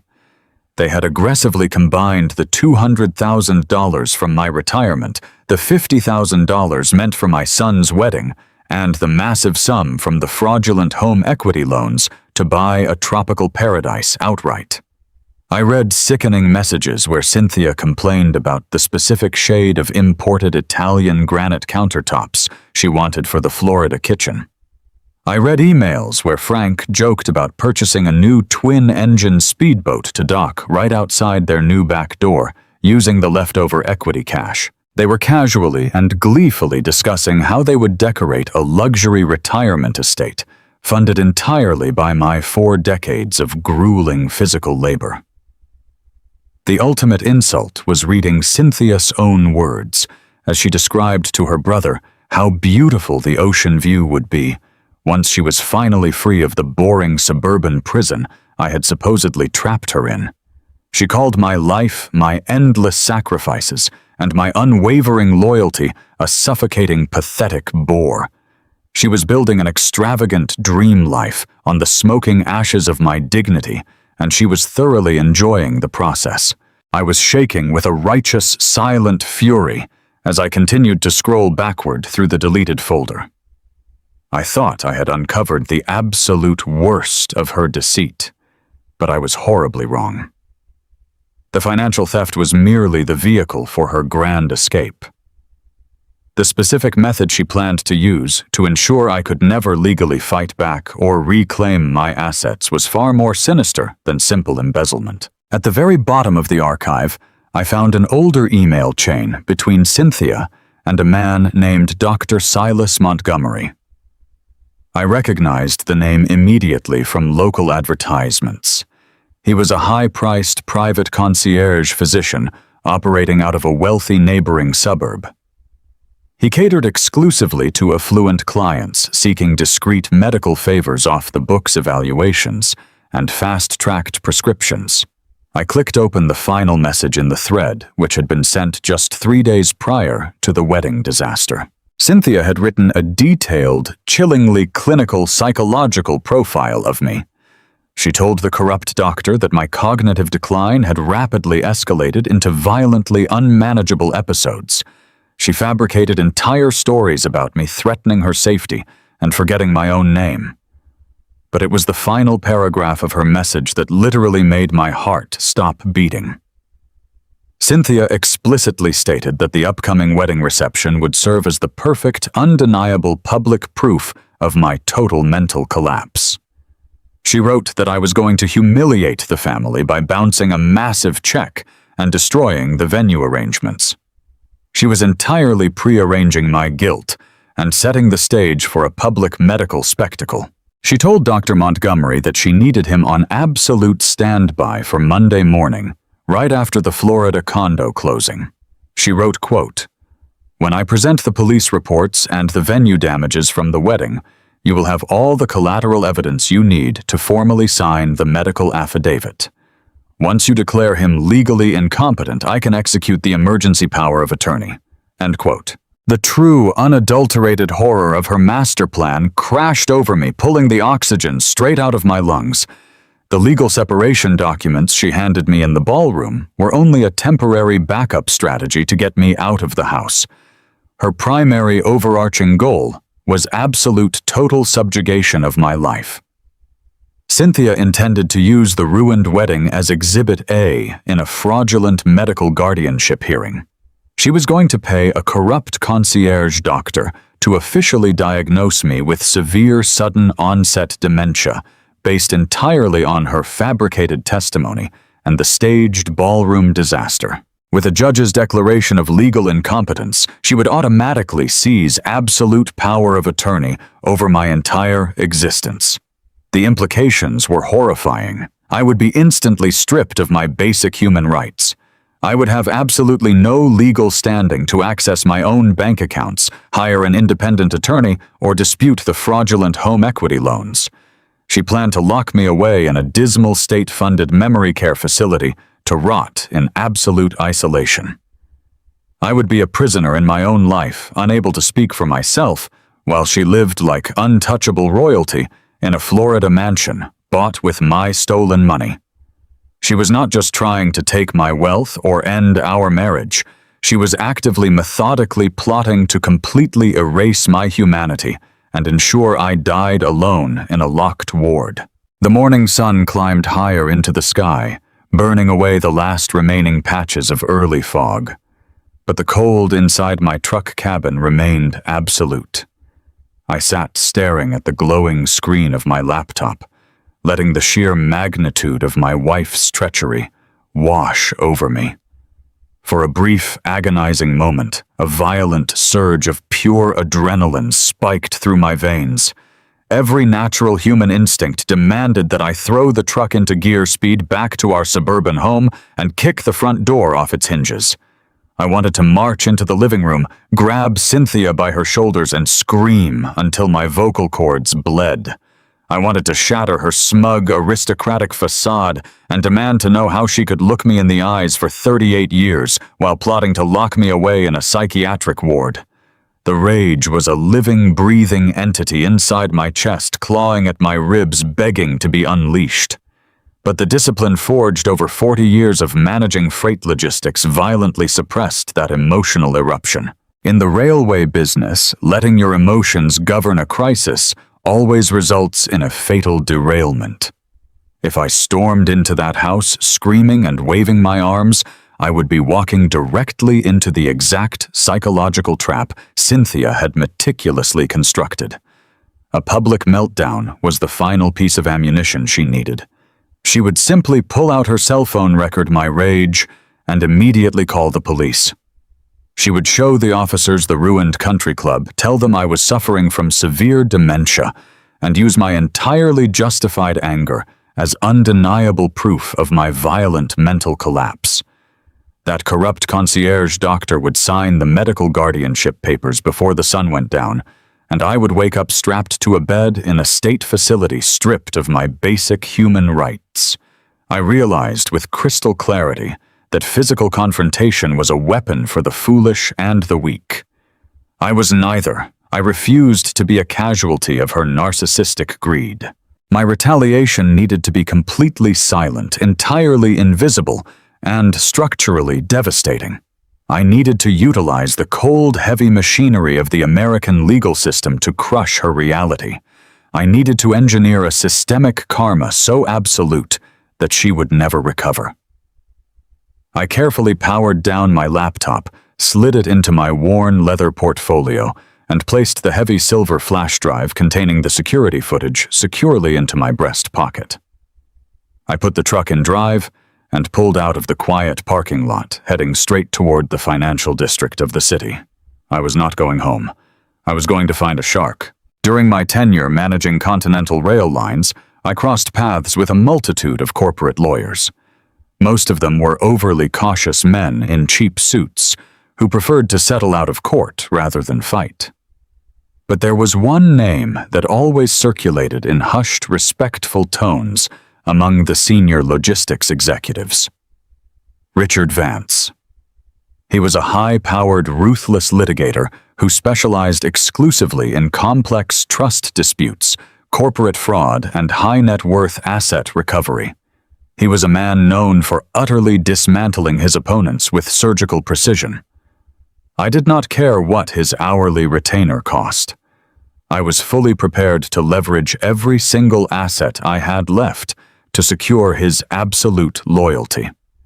I drove deep into the heart of the downtown commercial district, navigating the labyrinth of towering glass and steel skyscrapers. I parked my old Ford pickup truck in a subterranean garage surrounded by luxury imported sedans, feeling the stark contrast of my blue-collar reality against the immense wealth of the city. I walked into the gleaming marble lobby of Vance's firm, completely ignoring the confused, condescending look of the young receptionist behind the desk. I was wearing a wrinkled suit smelling of stale truck cabin air, and carrying a scuffed leather portfolio, but my posture was rigid with unshakable resolve. I demanded an immediate emergency consultation. When the receptionist attempted to brush me off, claiming the attorney was entirely booked for the month, I simply placed a single sheet of paper on her desk. It was the printed email detailing the $800,000 wire fraud and the conspiracy to forge medical guardianship. I told her to hand that exact paper to her boss and give him 60 seconds to decide if he wanted to handle the easiest, most lucrative civil destruction of his career. 3 minutes later, the heavy mahogany doors of the inner suite swung open. Richard Vance was a tall, imposing man in his late 50s, wearing a bespoke charcoal suit that radiated aggressive authority. He did not offer empty pleasantries or a warm smile. He gestured for me to enter his expansive corner office and directed me to a heavy leather chair positioned opposite a massive, polished walnut desk. The room smelled of expensive cologne and old money. He sat down, steepled his fingers, and looked at me with sharp, calculating eyes. He asked me to explain exactly how I obtained the intercepted corporate communications. I did not waste his time with emotional rambling or expressions of a broken heart. I treated the consultation exactly like a high-stakes freight briefing. I opened my portfolio and began laying out the physical architecture of my wife's betrayal. I handed him the venue manager's sworn affidavit. I presented the bank statements showing the fraudulent home equity loans. I laid down the printed registry data exposing the Delaware Limited Liability Shell Corporation. I provided the intercepted emails detailing the luxury real estate purchase in Naples, Florida. Finally, I placed the heavy silver flash drive containing the country club security footage directly in the center of his desk. I explained the medical guardianship conspiracy with cold, detached precision. I watched as Vance's professional skepticism completely dissolved into absolute astonishment. He picked up the documents, reviewing the dates, the routing numbers, and the forged signatures. For several long minutes, the only sound in the cavernous office was the crisp turning of paper. When he finally looked up, his eyes were wide with a profound mixture of professional respect and sheer disbelief. He leaned forward and told me that in 30 years of practicing high-stakes fraud litigation, he had never seen a civilian walk through his doors with a completely impenetrable, fully indexed evidentiary dossier. He said most victims of domestic financial abuse arrived weeping, confused, and begging for help to find the missing money. I had brought him the entire criminal conspiracy gift wrapped on a silver platter. He leaned back in his chair, letting out a low, sharp whistle. He told me that my wife and her brother had constructed a brilliant, incredibly bold financial heist. But he smiled a sharp, predatory smile that made the hairs on my arms stand up. He promised me that he was going to enjoy dismantling their lives brick by brick. We spent the next 4 hours locked inside that corner office, drafting the architecture of our counterattack. Vance moved with terrifying speed, summoning 3 junior associates to begin drawing up the necessary emergency filings. He explained the legal strategy with absolute clarity. The primary objective was to sever their access to the stolen capital before the Monday morning real estate closing in Florida. Vance immediately drafted a series of highly aggressive ex parte emergency injunctions. These were covert legal maneuvers presented directly to a federal judge without notifying the opposing party. The injunctions were designed to instantly freeze the Delaware holding company, disable Frank's dealership accounts, and completely lock down the fraudulent home equity lines. By Monday morning, Cynthia and Frank would be completely financially paralyzed, unable to move a single dime of my stolen retirement funds. However, Vance presented a critical caveat. While the documentary evidence was more than enough to secure the civil asset freezes, the criminal aspect required a finer touch. To guarantee that the federal authorities would pursue aggressive wire fraud and extortion charges against them, we needed Cynthia to explicitly hang herself. Vance explained that the emails to the corrupt concierge doctor strongly implied emotional abuse and coercion, but a defense attorney could potentially argue they were taken out of context.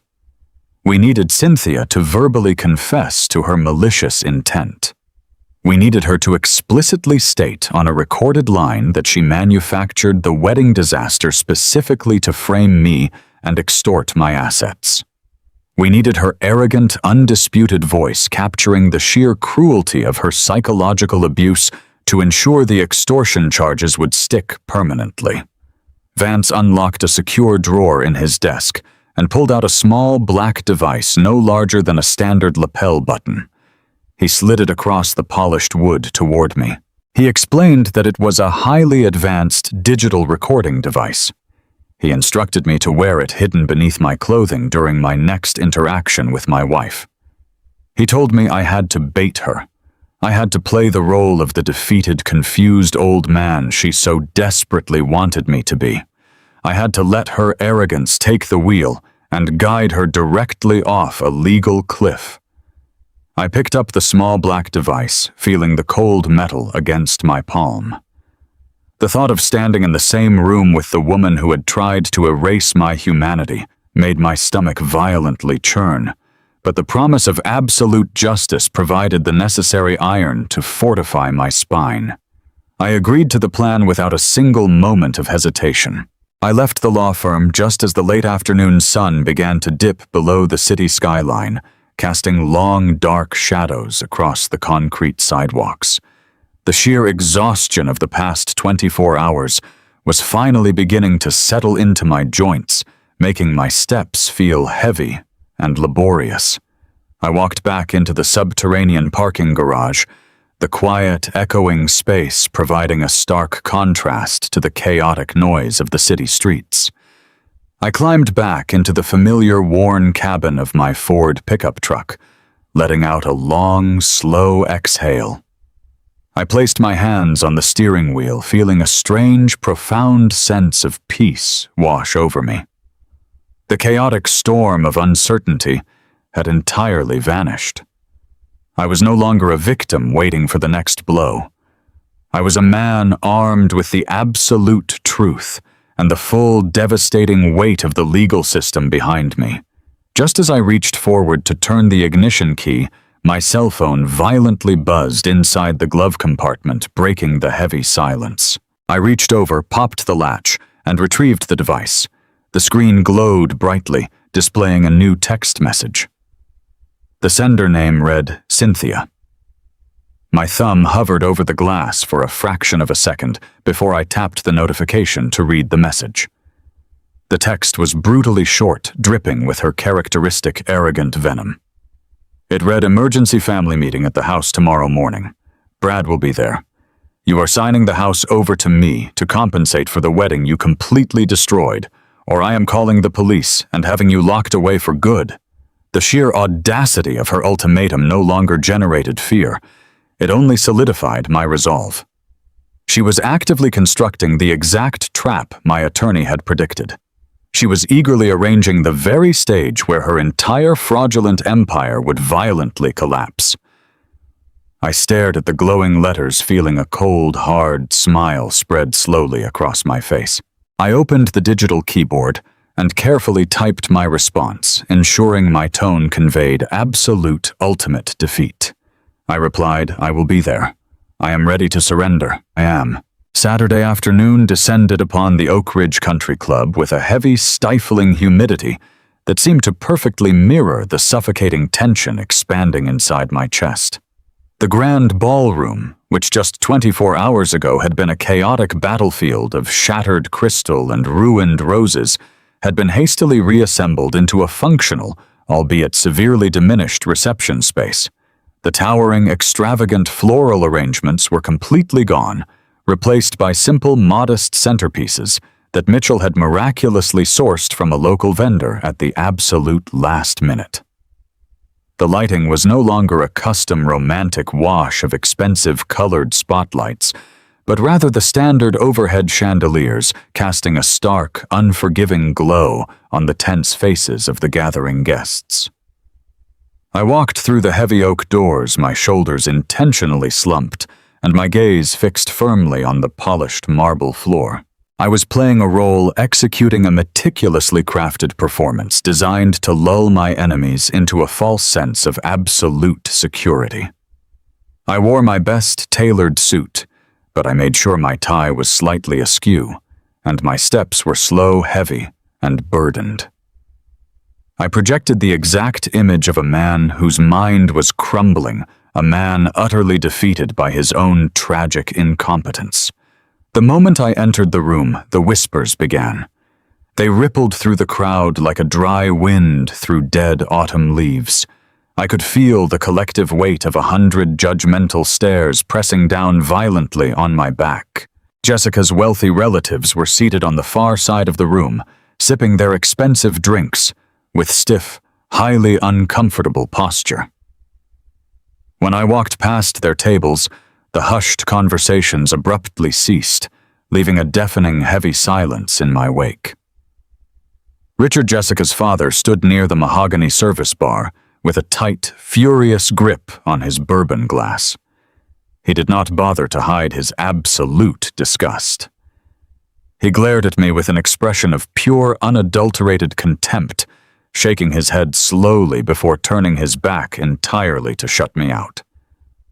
I could clearly hear the venomous comments circulating among the extended family members.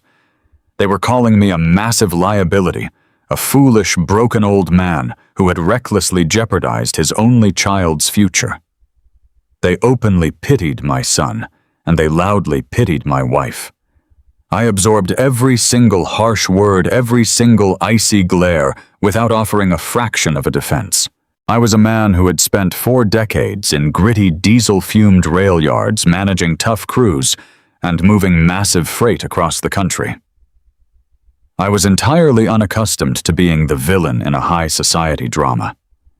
In my previous life, the life before I watched that damning security tape, my pride would have fiercely demanded that I defend my honor. I would have marched straight up to Richard and demanded basic respect. But the veteran logistics manager inside my brain knew that pride was a dangerous, volatile distraction. In the freight business, if you let a loud noise distract you from the main track, you cause a derailment.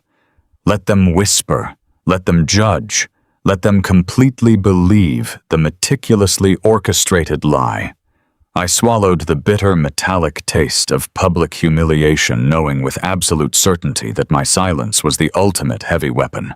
Across the sprawling room, Cynthia was putting on the performance of an absolute lifetime. She wore a stunning, understated silver gown, moving gracefully among the seated guests, with a perfectly calibrated expression of tragic resilience. She was flawlessly playing the brave, long-suffering matriarch who had single-handedly salvaged her son's ruined day from the ashes of my negligence. I watched her dab at her perfectly dry eyes with a delicate lace handkerchief as she accepted sympathetic hugs and comforting pats on the back from our mutual friends. She whispered softly to anyone who would listen, spinning her deceitful narrative about how exhausted she was, how difficult it had been to carry the heavy burden of my supposed mental decay, and how she was simply trying to hold the fragile family together through this devastating crisis. It was a flawless, terrifyingly convincing illusion. She was soaking up the adoration and pity of the entire room, entirely convinced that she had executed the perfect financial crime. Frank was there too, standing obnoxiously near the carving station in a loud, expensive suit. He was laughing loudly with a group of younger groomsmen, stuffing his face with prime rib and acting like the triumphant savior of the hour. The sheer overwhelming audacity of their shared performance made the blood roar like a freight engine in my ears, but I kept my face utterly blank. I let my hands tremble just a little bit, resting on my wooden cane, playing the part of the broken shell to absolute perfection. The most agonizing part of the long afternoon, the rusty blade that twisted deepest into my chest, was watching Brad. My son looked incredibly handsome in his sharp, tailored tuxedo, but the radiant joy that should have defined a groom was heavily muted by an underlying thick layer of profound stress. He stood holding Jessica's hand, offering polite, strained smiles to the visiting guests, but his eyes were constantly darting around the room, making sure nothing else was about to go catastrophically wrong. When our paths finally crossed near the edge of the polished dance floor, the emotional distance between us felt like an unbridgeable gaping canyon. He did not step forward to embrace me. He barely met my gaze. He offered a tight, formal nod, his posture rigid and highly defensive. I softly told him how incredibly proud I was of him and how beautiful his new bride looked. Brad swallowed hard, looking away toward the large bay windows. He told me, in a voice completely devoid of any familial warmth, that he just wanted to get through the remaining hours without any more drama. He asked me to please just sit quietly at my assigned table and let Mom handle the rest of the logistical schedule. The rejection was a heavy physical blow, a sharp, suffocating ache right in the center of my rib cage. I remembered pushing him on the backyard swing when he was just a little boy, looking at me like I hung the moon. Now he looked at me like I was a broken burden. I wanted to grab my boy by his broad shoulders, shake him, and tell him the terrifying truth about the monsters standing right across the room. I wanted to drag him to the security office, show him the hidden footage, and watch his heartbreak turn into righteous, furious justice. But I clamped my jaw entirely shut. Exposing the ugly truth right now would halt the wedding completely, permanently destroying his precious memory of this sacred day. I had to let him hate me for just 24 more hours. I had to bravely endure his profound disappointment today in order to secure his absolute financial and emotional future tomorrow. What neither Brad nor Cynthia nor the whispering judgmental guests knew was that I was the sole fundamental reason they were standing in a functioning reception hall at all. Early that morning, after Mitchell had shown me the horrifying truth on those cold digital monitors, I made a critical, silent financial maneuver. I knew the $50,000 sitting in Frank's offshore shell company was legally frozen, locked tightly behind the impenetrable wall of Richard Vance's emergency injunctions. But I also knew I could never let my son arrive at a dark, locked country club on his wedding day. I possessed a secondary, completely private Veteran Affairs disability account, a small, modest financial reserve I had kept entirely separate from our joint marital assets for over 3 decades. It was money I had diligently saved from my military service long before I ever met my treacherous wife, and it was entirely untouchable by her greedy, frantic hands. I had sat in Mitchell's cramped back office and authorized an immediate direct wire transfer from that protected account directly to the country club's private operating ledger. I paid out of my own pocket for the emergency weekend catering staff, the replacement overhead lighting, and a modest acoustic band to ensure the heavy brass venue doors opened exactly on time. Mitchell had looked at me with deep, quiet respect, silently acknowledging the massive sacrifice I was making for a family that was currently treating me like a pariah. I did not ask for a single ounce of public credit. I explicitly instructed Mitchell to let Cynthia entirely believe her frantic morning phone calls and fake theatrical tears had somehow convinced the venue management to show her mercy. I funded my own son's beautiful wedding from the absolute dark shadows standing in the back of the room like a disgraced silent ghost, while I quietly ensured the warm food was served and the joyful music played.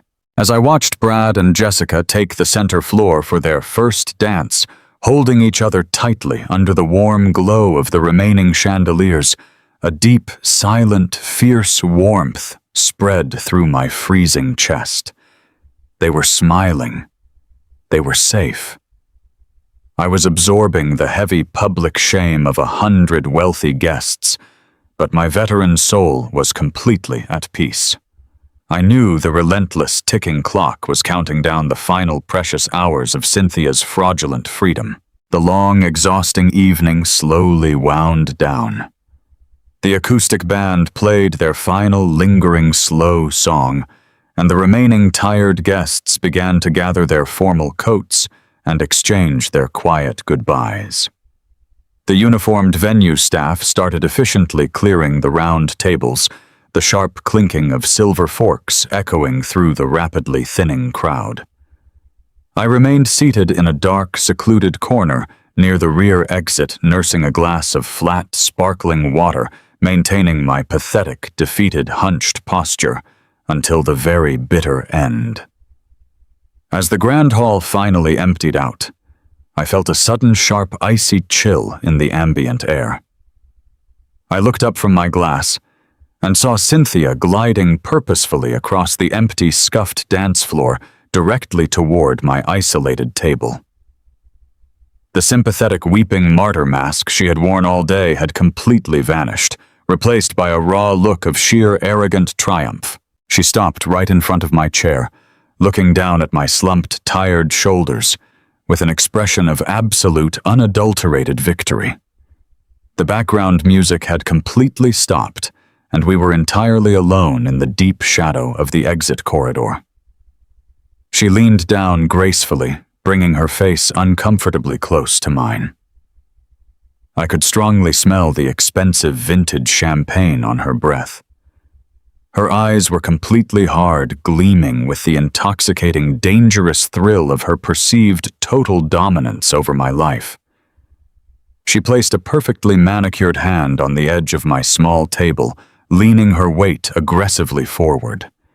She did not raise her voice. She did not need to. Her words were a cold, calculated, sinister whisper, specifically designed to slice straight through my remaining fragile dignity. She told me not to be late for our mandatory emergency family meeting tomorrow morning. She smiled a razor-thin, predatory smile, her voice dripping with sheer, unapologetic venom. "Bring your favorite pen, old man," she whispered. Sunday morning arrived with a brutal, blinding sunlight that offered absolutely no warmth to the freezing city streets. I parked my heavy pickup truck 2 blocks away from my own driveway, tucking the vehicle behind a row of thick, evergreen hedges. I sat in the idling cabin for a long, unbroken moment, mentally preparing myself for the execution of Richard Vance's legal strategy.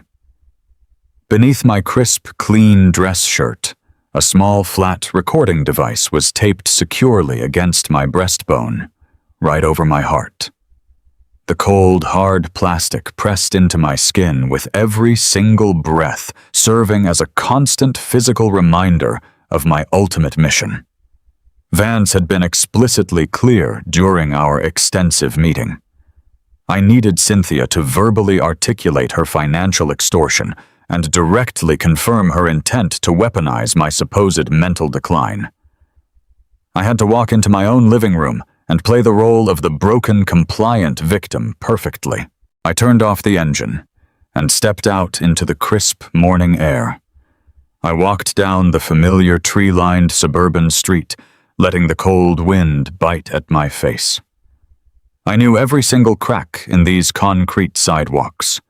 I knew the exact sound the wind made rustling through the mature oak trees I had planted with my own 2 hands nearly 30 years ago.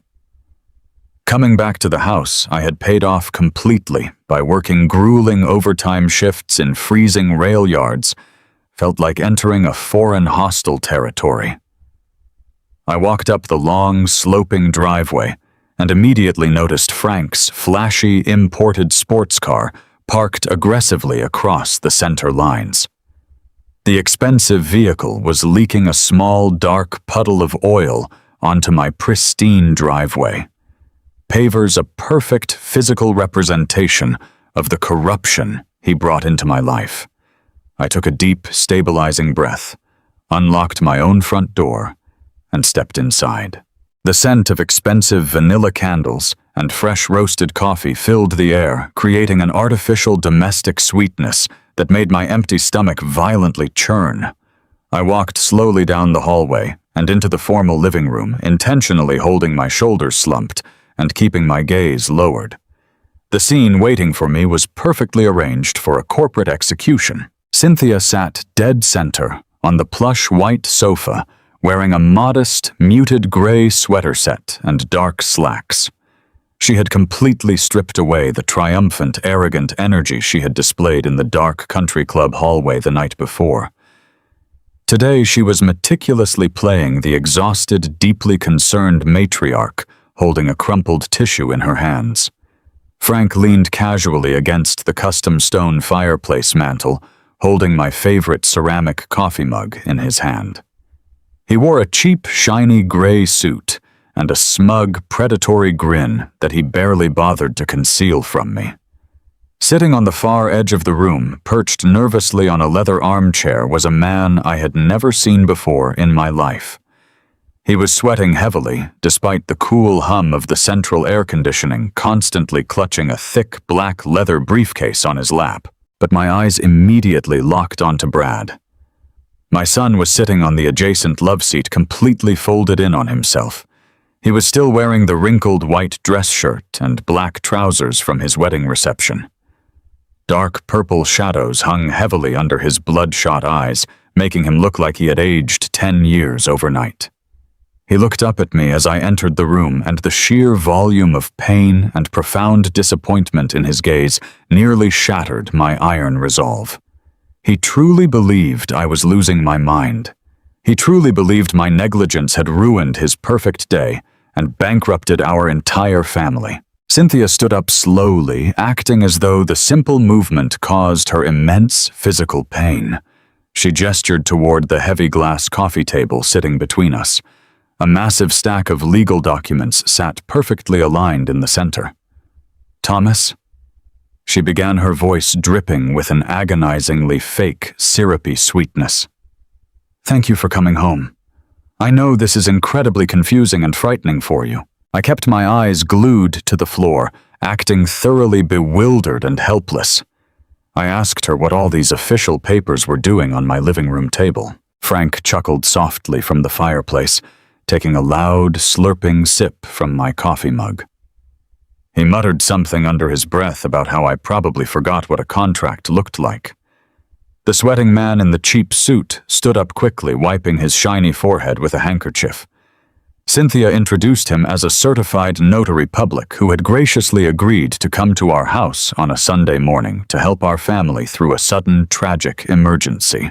I knew instantly this man was just another one of Frank's slippery associates, brought in specifically to rubber stamp a massive financial theft without asking any ethical questions. Cynthia walked over to me, placing a gentle, patronizing hand on my forearm. The physical contact made my skin literally crawl, but I did not flinch or pull away. She spoke slowly, overly enunciating every single word, exactly the way you would speak to a young child or a severely impaired hospital patient. She told me that my mind was failing rapidly and dangerously.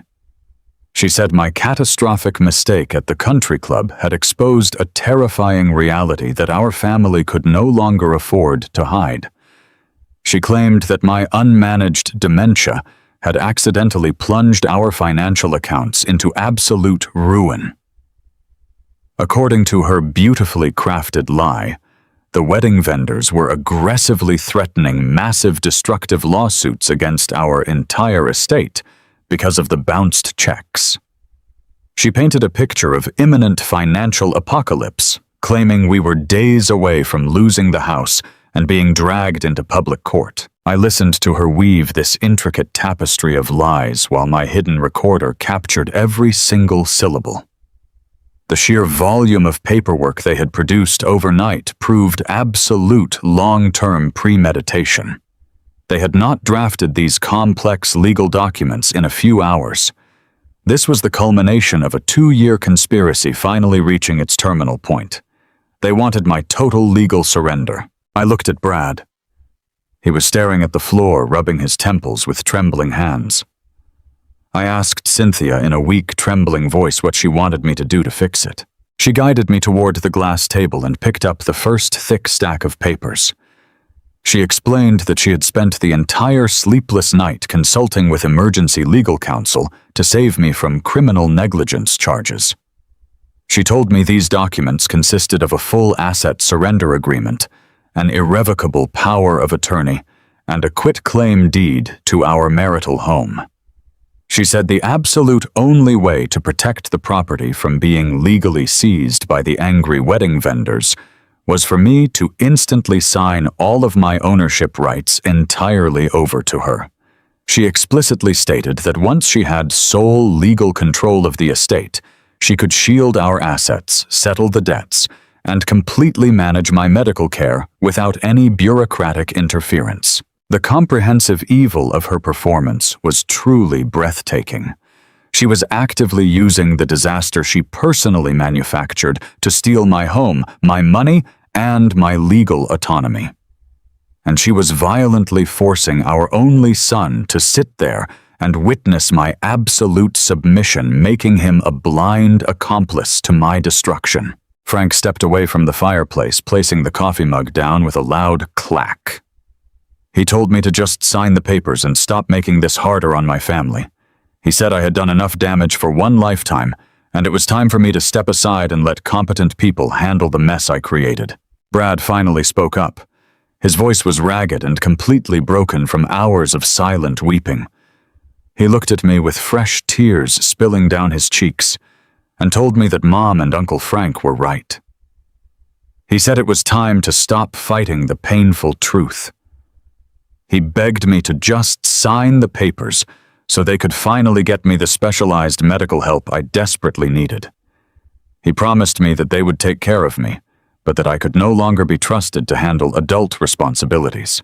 Hearing my son recite her toxic, manipulative lies back to me was the most agonizing psychological torture I have ever endured. Cynthia had thoroughly brainwashed him, converting his post-wedding heartbreak into a lethal weapon aimed directly at my throat. She had convinced a loving son to help strip his father of his basic human rights. Cynthia picked up a heavy silver pen from the table.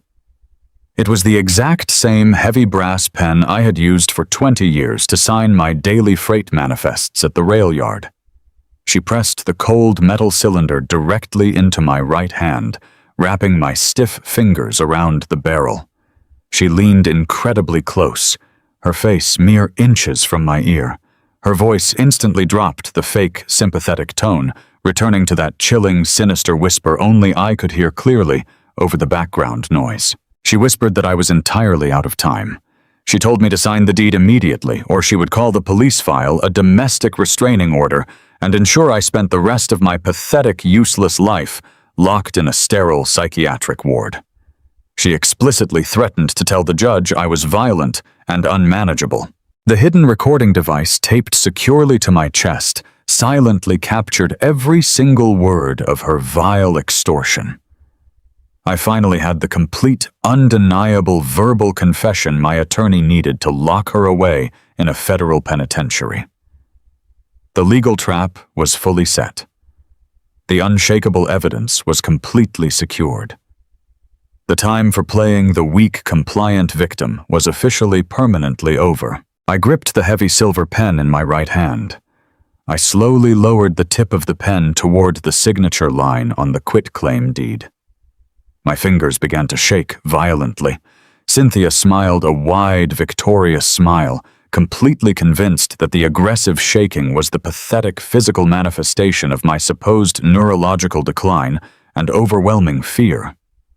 Frank crossed his arms, looking incredibly smug, anticipating the massive payday awaiting him in Delaware. The notary reached into his briefcase and pulled out his official ink stamp ready to finalize the massive fraud. But I was not shaking from fear or dementia. I was shaking from the massive, untamed surge of pure adrenaline flooding my entire nervous system. I was shaking because I was a deeply loving father who was about to completely annihilate the monsters who had terrorized his child. I was a veteran logistics manager about to trigger a catastrophic massive derailment on her perfectly planned heist. I let the tip of the pen hover less than a fraction of an inch above the dotted ink line. The entire living room went completely dead silent. Frank stopped breathing. The sleazy notary shifted his weight nervously. Brad watched me with a look of desperate, tragic hope, fully expecting me to finally surrender my life and sign my freedom away. I did not sign the paper. I slowly raised my head. I stopped slouching my shoulders. I stood up to my full absolute height, straightening my spine and towering over Cynthia in the center of my own living room. The confused, broken expression vanished entirely from my face. I looked directly into her triumphant, arrogant eyes, and I spoke with a quiet, calm, devastating clarity that completely froze the ambient air in the room. I asked her a simple, straightforward question. "Did you really have to destroy the flowers, Cynthia?" Her victorious smile faltered slightly, a tiny flicker of genuine confusion crossing her perfectly manicured features. She blinked rapidly and asked me what I was talking about, telling me my mind was wandering again. I gripped the pen tighter, refusing to break eye contact. "Did you really have to ruin his day? Just to break me?" The heavy silence that followed my question settled over the formal living room, like a suffocating blanket of thick winter fog. The faint hum of the central air conditioning and the distant ticking of the grandfather clock in the hallway were the only sounds piercing the sudden absolute quiet. I kept my gaze locked directly onto Cynthia's eyes, my right hand still gripping the heavy silver pen she had shoved into my palm. I watched her perfectly powdered face attempt to process the inquiry. For a fleeting, chaotic second, I saw a ripple of genuine confusion cross her features. She blinked rapidly, her dark eyes darting toward her brother Frank by the fireplace, and then back down to my supposedly trembling frame. She truly believed she was looking at the erratic, nonsensical sparks of a rapidly dying mind. She thought I was just an old fool grasping at paranoid delusions in my final moments of lucidity before signing away my entire existence. Slowly, the manufactured mask of the tragic, long-suffering matriarch began to peel away from her face. The fake, sugary sympathy evaporated completely, replaced by a dark, arrogant amusement that twisted the corners of her mouth into a cruel smirk. She let out a sharp, grating laugh. It was not the gentle, polite laugh she utilized at church socials or neighborhood barbecues to charm the local wives. It was a harsh, ugly sound, entirely devoid of warmth or humanity. She crossed her arms over her expensive gray sweater, leaning back on her heels as she looked down at me with absolute unfiltered disdain. She felt completely untouchable. She was standing in the very house she had secretly remortgaged, surrounded by her accomplices holding the legal instruments of my total destruction. She simply could not resist the overwhelming narcissistic urge to gloat. The burning desire to rub her perceived genius right in the face of her defeated prey was far too strong to suppress. "You always were far too sentimental, Tom," she sneered, her voice dropping the patronizing sweetness and adopting a harsh cutting edge. The flowers were just collateral damage, a necessary theatrical prop to set the stage.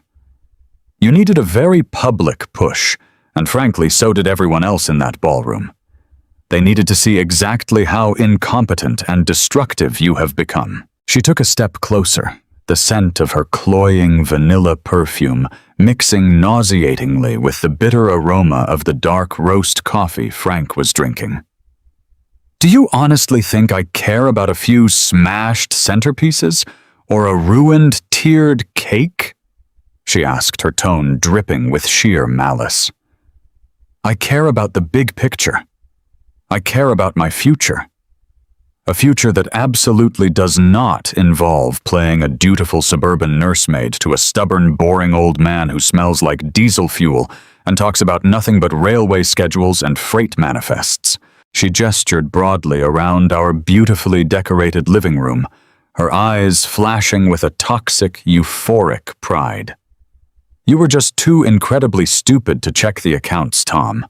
That is the truly hilarious part of this entire ordeal. You spent 40 grueling years working on those trains, 40 years obsessing over logistics, tracking shipping containers, and managing massive supply chains across the continent. You thought you were so brilliantly observant, but you never even saw the heavy freight leaving your own house." She laughed again, a cruel, echoing sound that bounced off the custom stone fireplace. "You sat right there at the kitchen table night after night and blindly signed whatever household paperwork I put in front of you.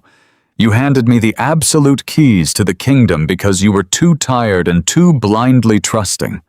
And now you are going to sign this quitclaim deed and surrender this estate, or I promise you I will make sure the state locks you in a sterile room where you cannot even remember your own name." Every single word she spoke resonated with crystal clarity. The small, flat recording device, taped securely against my breastbone beneath my crisp dress shirt, was capturing the entire confession perfectly. The explicit extortion, the emotional manipulation, the outright admission of manufacturing the wedding disaster to frame my mental health, it was all being permanently digitized. She was eagerly digging her own grave with a silver shovel, completely oblivious to the federal wire fraud and conspiracy charges she was actively cementing into reality. I did not move a single muscle. I let the heavy silence stretch, allowing her arrogant confession to hang heavily in the room, making absolutely certain the hidden microphone picked up the sheer, unadulterated malice in her tone. A sudden sharp gasp shattered the tense quiet. I shifted my gaze slightly toward the velvet loveseat. Brad was staring at his mother, his face completely drained of all color. The profound exhaustion and sorrow that had weighed down his young features just moments ago were entirely gone, instantly replaced by a look of paralyzing, unadulterated horror. He looked like a man who had just watched the solid ground open up and swallow the entire world he knew. He slowly lowered his trembling hands from his face. The pristine white dress shirt from his ruined wedding reception seemed to hang loosely on his broad shoulders as his entire reality violently realigned in real time. "Mom," Brad whispered, his voice cracking, sounding like a terrified little boy rather than a grown married man. "What does that mean? What collateral damage? Are you saying you staged the damage at the country club? You ruined my reception on purpose." He stood up from the loveseat, his legs visibly shaking beneath him. He looked wildly from Cynthia to Frank, and then to the sweating, sleazy notary sitting nervously in the corner leather armchair. "You told me Dad lost his mind." Brad continued, his voice rising in panic. "You told me he was dangerous and unpredictable. You told me we had to take his house and his money to save him from going to prison for the venue damages." Frank stepped away from the fireplace mantel, rolling his eyes in exaggerated theatrical annoyance. He set my ceramic coffee mug down on a wooden side table with a loud, dismissive thud. He adjusted the lapels of his cheap, shiny gray suit, projecting a sleazy, unearned authority that instantly made my blood boil. "Take it easy, kid," Frank commanded, waving a dismissive hand in Brad's direction. "Your mother did exactly what she had to do to secure the family assets and protect the future. Your old man is a sinking ship, and we are just manning the lifeboats before he drags us all underwater. You need to sit back down, keep your mouth shut, and stay out of grown-up business. This is way above your pay grade." Brad's fists clenched tightly at his sides. The absolute betrayal radiating from his eyes was agonizing to witness, but it was fundamentally necessary. He needed to hear the brutal truth directly from their own mouths. He needed to see the unmasked cruelty of the woman who had manipulated his deepest grief to steal his father's life. He took an aggressive step toward Cynthia, shaking his head in absolute disbelief. "You lied to me," Brad stated, his voice thick with a volatile mixture of profound betrayal and rapidly rising anger. "You made me think my own father was sick. You made me hate him on my wedding day. You let me cry in the hallway while you pretended to comfort me, and you were the one who cut the lighting cables and smashed the cake." Cynthia waved a manicured hand, entirely unbothered by her son's absolute devastation. She was far too intoxicated by her own perceived brilliant victory to care about the collateral emotional damage she was inflicting on her own flesh and blood. "Oh, grow up, Brad. she snapped, her voice cold and completely devoid of any maternal warmth. "It was just one party. You and Jessica will have plenty of anniversaries to celebrate. I am securing my ultimate financial freedom, and I am not apologizing for it. Now sit down and let your father finish signing the paperwork so we can finalize this transaction and move on." She turned her attention back to me, tapping a long fingernail impatiently on the thick glass coffee table, pointing directly at the signature line of the fraudulent quitclaim deed. "Sign the paper, Tom," she demanded. "We are entirely done playing games." But the game had only just truly begun. I looked down at the heavy silver pen resting quietly in my right hand. It was a beautiful piece of polished metal given to me by my railway logistics crew when I reached 20 years of dedicated service. It was meant to symbolize hard work, integrity, and unwavering honor. I was absolutely not going to use it to sign away my dignity to a pair of ruthless, arrogant thieves. I slowly opened my fingers. The silver pen slipped from my grasp and dropped directly onto the thick stack of fraudulent legal documents. It landed with a dull, heavy thud that seemed to echo like a gunshot throughout the tense, silent living room. I did not just drop the pen. I dropped the entire manufactured illusion. I completely let go of the trembling, confused facade I had maintained all morning. I stopped slouching my tired shoulders. I planted my heavy leather boots firmly on the hardwood floor and stood up to my full absolute height. The frail, defeated old man they thought they had cornered completely evaporated into thin air. I straightened my spine, rolling my shoulders back, channeling every single ounce of the commanding iron authority I had utilized for decades to manage crisis logistics and control unruly railway crews. I was no longer a victim waiting for the slaughter.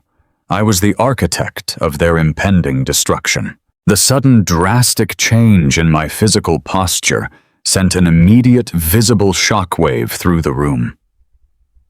The sleazy notary public sitting in the armchair abruptly stopped wiping his sweating forehead, his eyes widening in sudden stark alarm. Frank took a cautious, hesitant step backward toward the fireplace, his smug, predatory grin faltering completely as his primitive instincts warned him that the dynamic of the room had just violently, irrevocably shifted. Cynthia stared up at me, her impatient tapping coming to a dead silent halt. The dark, arrogant amusement in her eyes was instantly replaced by a rapid flicker of genuine, terrifying uncertainty. She opened her mouth to issue another threat, but the words died instantly in her throat as she realized the man towering over her was absolutely not suffering from dementia. I did not raise my voice. I did not scream or lose my temper. The immense anger inside my chest was completely cold, refined into a razor-sharp instrument of systemic justice. I slowly reached my right hand inside the breast pocket of my tailored suit jacket. Frank tensed noticeably, likely wondering for a brief, terrified second if I was reaching for a weapon. In a profound legal sense, I absolutely was. I bypassed the hidden recording device taped to my chest and wrapped my fingers around the thick, heavy object resting securely in the inner lining of my coat. I pulled it out slowly, deliberately, ensuring they all had a clear, unobstructed view of the ammunition I was wielding. It was a massive, legal-bound folder, meticulously prepared by Richard Vance. The thick, cream-colored pages were clamped tightly together with a heavy black binding clip. The official embossed seal of the Federal District Court was boldly stamped across the front cover, radiating an absolute, undeniable authority that sucked the oxygen right out of the room. I held the heavy dossier in my hands for a long moment, letting the sheer weight of the legal documentation ground me. This was the brilliant culmination of my desperate morning in the country club security office, my meticulous digital tracking, and the ruthless efficiency of the most feared corporate litigator in the entire city. I stepped forward, closing the distance between myself and the glass coffee table. I looked directly into Cynthia's wide, suddenly terrified eyes. I tossed the thick, legal-bound folder onto the glass surface. It landed directly on top of her fraudulent quit-claim deed and power of attorney documents, sliding heavily across the slick glass with a sharp, abrasive friction before coming to a complete stop right in front of her perfectly manicured hands. The sound was definitive and absolute. It was the sound of a steel trap snapping completely shut. "I didn't sign your papers, Cynthia," I said, my voice resonating with a deep, commanding calmness that filled every single corner of the formal living room. I kept my gaze locked onto hers, watching the walls of her perfectly constructed reality begin to buckle and crack under the pressure. But a federal judge signed these. I reached down and flipped open the heavy cover of the folder, exposing the pristine legal documents within. "You thought I was too tired and too stupid to notice the heavy freight leaving my own house." I continued, my words striking like precise, calculated hammer blows. "You were entirely wrong. I saw every single movement. I tapped the first document in the stack, an official court injunction, stamped in bold red ink. This is a federal emergency ex parte order, freezing every single asset associated with Apex Ventures LLC in Delaware. Your Phantom Corporation is entirely locked down. Frank cannot move a single dime of my stolen retirement funds. The accounts are completely frozen. The routing numbers are flagged by the federal authorities, and your corporate veil has been absolutely obliterated." Frank let out a choked, panicked gasp from the fireplace. He lunged forward, his eyes desperately scanning the dense legal jargon on the exposed document. He realized instantly that his golden parachute had just been completely incinerated. The sweating, sleazy notary quickly stood up, grabbing his black leather briefcase, frantically muttering that he was just hired to stamp basic paperwork and wanted absolutely nothing to do with a federal wire fraud investigation. He bolted for the front door without another word, abandoning his wealthy criminal clients to their immediate fate. I turned my absolute attention back to my treacherous wife. She was trembling now, a genuine, uncontrollable tremor that shook her entire body. All the color had drained from her face, leaving her looking pale and suddenly incredibly small. But I did not stop there, I whispered, leaning slightly forward, letting the cold, absolute fury radiate from my voice. I flipped to the next section of the heavy dossier, revealing a thick stack of printed, encrypted emails. I hacked the family desktop computer. I read every single message in your hidden Project Sunshine folder. I know all about the $800,000 luxury waterfront condominium in Naples, Florida. I know you scheduled the cash closing for tomorrow morning, using the equity you stole by secretly remortgaging my house. The heavy silence that followed my question settled over the formal living room, like a suffocating blanket of thick winter fog. The faint hum of the central air conditioning and the distant ticking of the grandfather clock in the hallway were the only sounds piercing the sudden absolute quiet. I kept my gaze locked directly onto Cynthia's eyes, my right hand still resting near the heavy silver pen I had just dropped onto the glass table. I watched her perfectly powdered face attempt to process the inquiry. For a fleeting, chaotic second, I saw a ripple of genuine confusion cross her features. She blinked rapidly, her dark eyes darting toward her brother Frank by the fireplace, and then back down to my face. She truly believed she was looking at the erratic, nonsensical sparks of a rapidly dying mind. She thought I was just an old fool grasping at paranoid delusions in my final moments of lucidity before signing away my entire existence. Slowly, the manufactured mask of the tragic, long-suffering matriarch began to peel away from her face. The fake, sugary sympathy evaporated completely, replaced by a dark, arrogant amusement that twisted the corners of her mouth into a cruel smirk. She let out a sharp, grating laugh. It was not the gentle, polite laugh she utilized at church socials or neighborhood barbecues to charm the local wives. It was a harsh, ugly sound, entirely devoid of warmth or humanity. She crossed her arms over her expensive gray sweater, leaning back on her heels, as she looked down at me with absolute, unfiltered disdain. She felt completely untouchable. She was standing in the very house she had secretly remortgaged, surrounded by her accomplices holding the legal instruments of my total destruction. She simply could not resist the overwhelming narcissistic urge to gloat. The burning desire to rub her perceived genius right in the face of her defeated prey was far too strong to suppress. "You always were far too sentimental, Tom," she sneered, her voice dropping the patronizing sweetness and adopting a harsh, cutting edge. The flowers were just collateral damage, a necessary theatrical prop to set the stage. You needed a very public push, and frankly, so did everyone else in that ballroom. They needed to see exactly how incompetent and destructive you have become. She took a step closer, the scent of her cloying vanilla perfume mixing nauseatingly with the bitter aroma of the dark roast coffee Frank was drinking. "Do you honestly think I care about a few smashed centerpieces, or a ruined tiered cake?" she asked, her tone dripping with sheer malice. "I care about the big picture. I care about my future. A future that absolutely does not involve playing a dutiful suburban nursemaid to a stubborn, boring old man who smells like diesel fuel and talks about nothing but railway schedules and freight manifests." She gestured broadly around our beautifully decorated living room, her eyes flashing with a toxic, euphoric pride. "You were just too incredibly stupid to check the accounts, Tom. That is the truly hilarious part of this entire ordeal.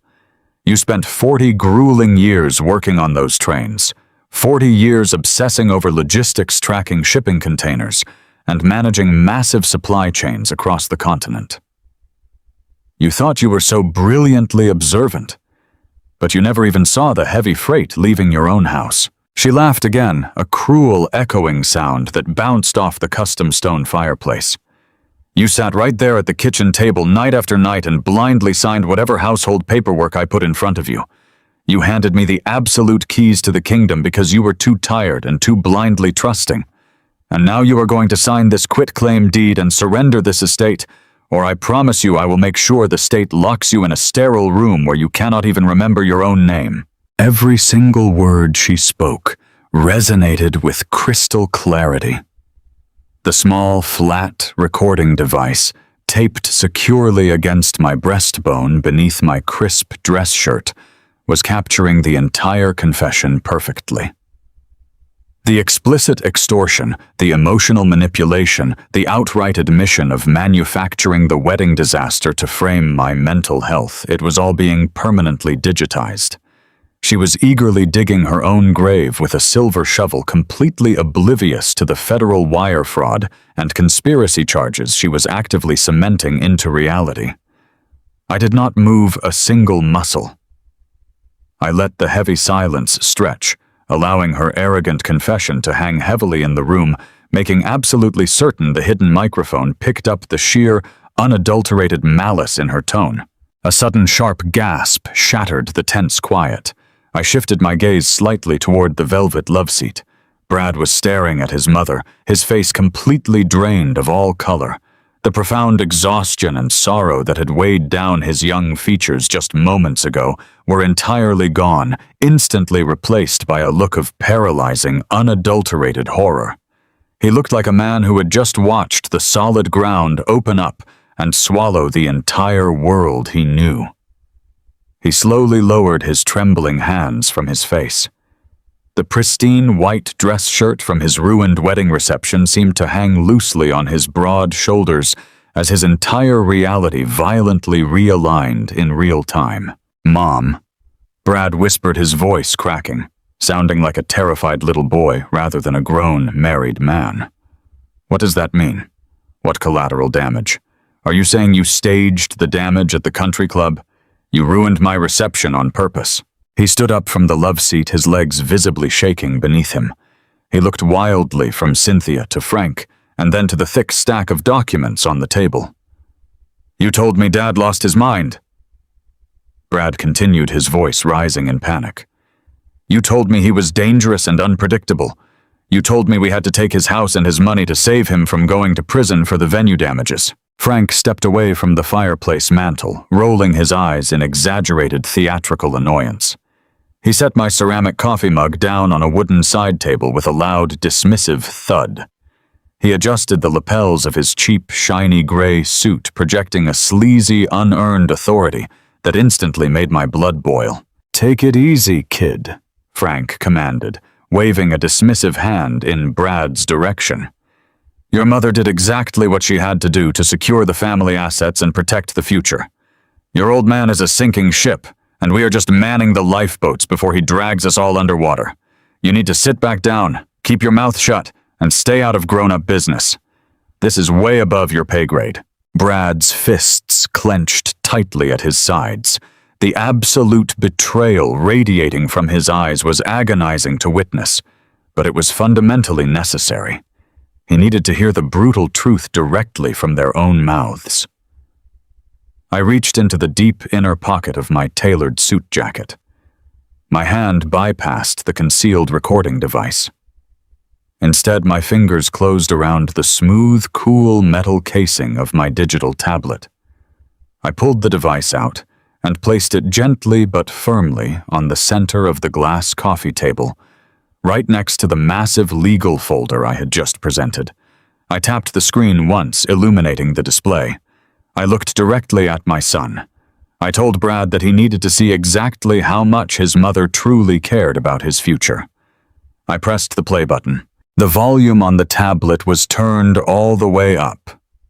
The crisp, high-definition security footage from the Oak Ridge Country Club filled the silent room.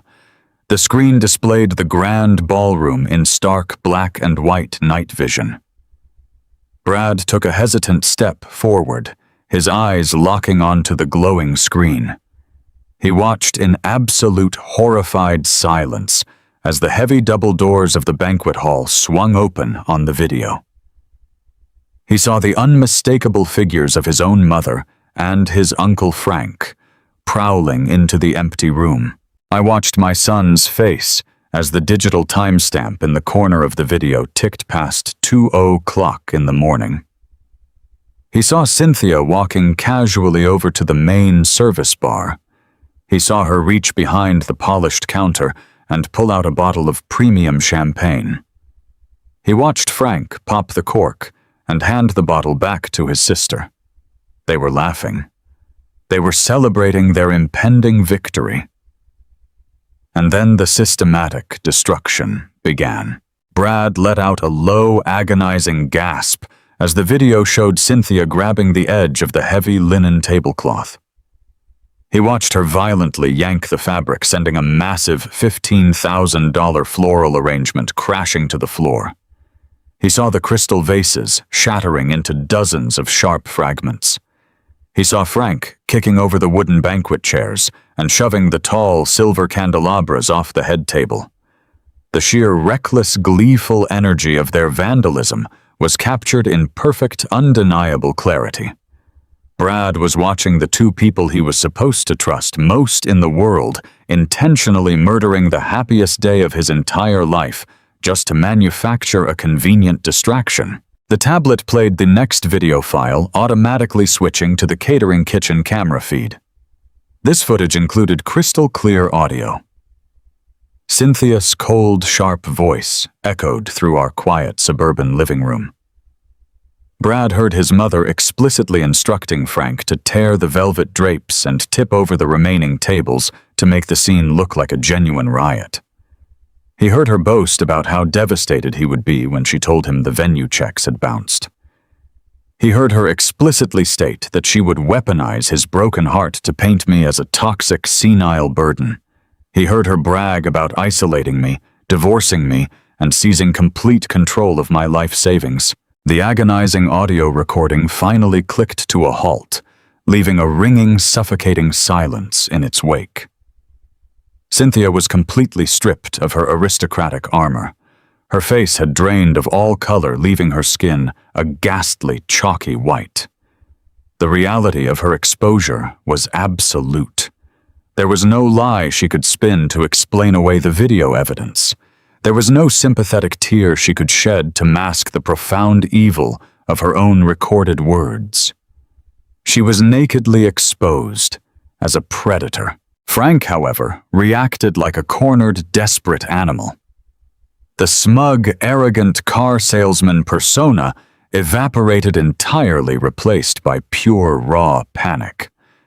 He realized that the tablet on the glass table represented the absolute end of his freedom. He let out a sudden guttural yell and lunged violently forward across the living room carpet. His hands reached out aggressively. His fingers curled like claws, desperately trying to snatch the digital tablet off the coffee table before anyone else could react. He thought he could simply smash the device and destroy the evidence. He vastly underestimated the reflexes of a man who spent 40 years working heavy industrial rail yards. I did not flinch. I did not step back. I simply shifted my weight, planted my heavy boots firmly on the hardwood floor, and stepped directly into his path. I caught his forward momentum with a rigid, unyielding shoulder, stopping him dead in his tracks. I looked down into his wide, terrified eyes with a cold, terrifying stare that paralyzed him entirely. My voice was low, resonant, and completely devoid of any mercy. I warned him, my gaze locking him in place, because the federal marshals are pulling into your dealership right now. Frank's jaw went completely slack. He stumbled backward away from the coffee table, his hands shaking uncontrollably. I explained the situation with ruthless, methodical precision. I told him my attorney Richard Vance did not just draft civil injunctions to freeze the dummy Delaware corporation. Vance was a former federal prosecutor who maintained incredibly close ties with the district attorney's office. When Vance presented the intercepted emails and the undeniable proof of massive interstate wire fraud, the authorities did not hesitate. They mobilized immediately. I told Frank that specialized federal agents were currently executing a coordinated raid on his business, seizing his ledgers, locking down his computers, and impounding every single piece of inventory on his lot. His financial sanctuary had been utterly eradicated. The profound, absolute finality of my words hung heavily in the stale air of the living room. Cynthia swayed on her feet, her hands flying up to cover her mouth in a gesture of pure, unadulterated shock. She looked wildly toward the front windows, her eyes darting frantically, as if she expected the very walls of our house to suddenly collapse around her. She had spent 2 entire years meticulously plotting my total subjugation, and in less than 24 hours I had completely dismantled her entire universe. Then we heard it. It started as a faint, high-pitched wail, echoing distantly through the quiet suburban streets. The sound steadily grew louder, piercing through the insulated glass windows of the house. The relentless rising pitch of police sirens approached rapidly, cutting through the serene Sunday morning calm like a screaming mechanical blade. The flashing red and blue lights began to reflect off the walls of the living room, painting Cynthia's terrified face in alternating shades of harsh neon color. The physical manifestation of justice had arrived. I had explicitly instructed Vance to coordinate the arrival of the local authorities with my confrontation. We needed the state police to execute the immediate arrest warrants for grand larceny and felony extortion, while the federal agents handled the corporate raid downtown. The sirens abruptly cut off, replaced by the heavy grinding sound of heavy tires parking aggressively against the curb directly outside my front door. The sound of multiple car doors slamming shut echoed loudly up the driveway. Heavy, rapid footsteps approached the front porch. The finality of those approaching footsteps seemed to physically crush Cynthia. Her knees buckled, and she collapsed heavily onto the white plush sofa she had occupied so arrogantly just moments before. Frank backed away until his shoulders hit the custom stone fireplace, looking frantically for a rear exit that did not exist. There was absolutely nowhere left to run. 3 loud, commanding knocks pounded against the solid wood of the front door. The sound demanded immediate, absolute compliance. I turned my back on my treacherous wife and her corrupt brother. I walked slowly and calmly down the hallway, my posture completely straight, my heart beating with a steady, righteous rhythm. I reached out and turned the brass handle, pulling the heavy door wide open. 4 uniformed police officers stood on my front porch, their expressions serious and entirely unyielding. A plainclothes detective stood slightly behind them, holding a thick manila folder that looked remarkably similar to the dossier Richard Vance had prepared. I greeted the officers calmly, stepping aside and gesturing toward the formal living room. I told them the individuals they were looking for were waiting right inside. The officers moved past me with practiced tactical efficiency, their heavy-duty boots thudding against the polished hardwood floors of my home. I followed the authorities back into the living room, standing quietly in the arched doorway to witness the absolute dismantling of my enemies. The lead detective stepped forward, reading the official warrant with a booming, authoritative voice that left absolutely no room for negotiation. He stated clearly that Frank Miller and Cynthia Thorne were being officially placed under immediate arrest for multiple counts of grand larceny, interstate wire fraud, and felony extortion. 2 uniformed officers moved swiftly toward Frank. He tried to raise his hands in a pathetic gesture of surrender, stammering out a frantic, jumbled string of excuses about how it was all a simple misunderstanding about corporate investments. The officers entirely ignored his desperate rambling. They grabbed his arms, pulling them forcefully behind his back. The sharp metallic click of the steel handcuffs locking around his wrists echoed brilliantly through the room. It was the absolute sweetest sound I had heard in my entire life. It was the sound of a parasite finally being neutralized. The officers efficiently read him his Miranda rights, marching him roughly toward the front door and out of my house forever.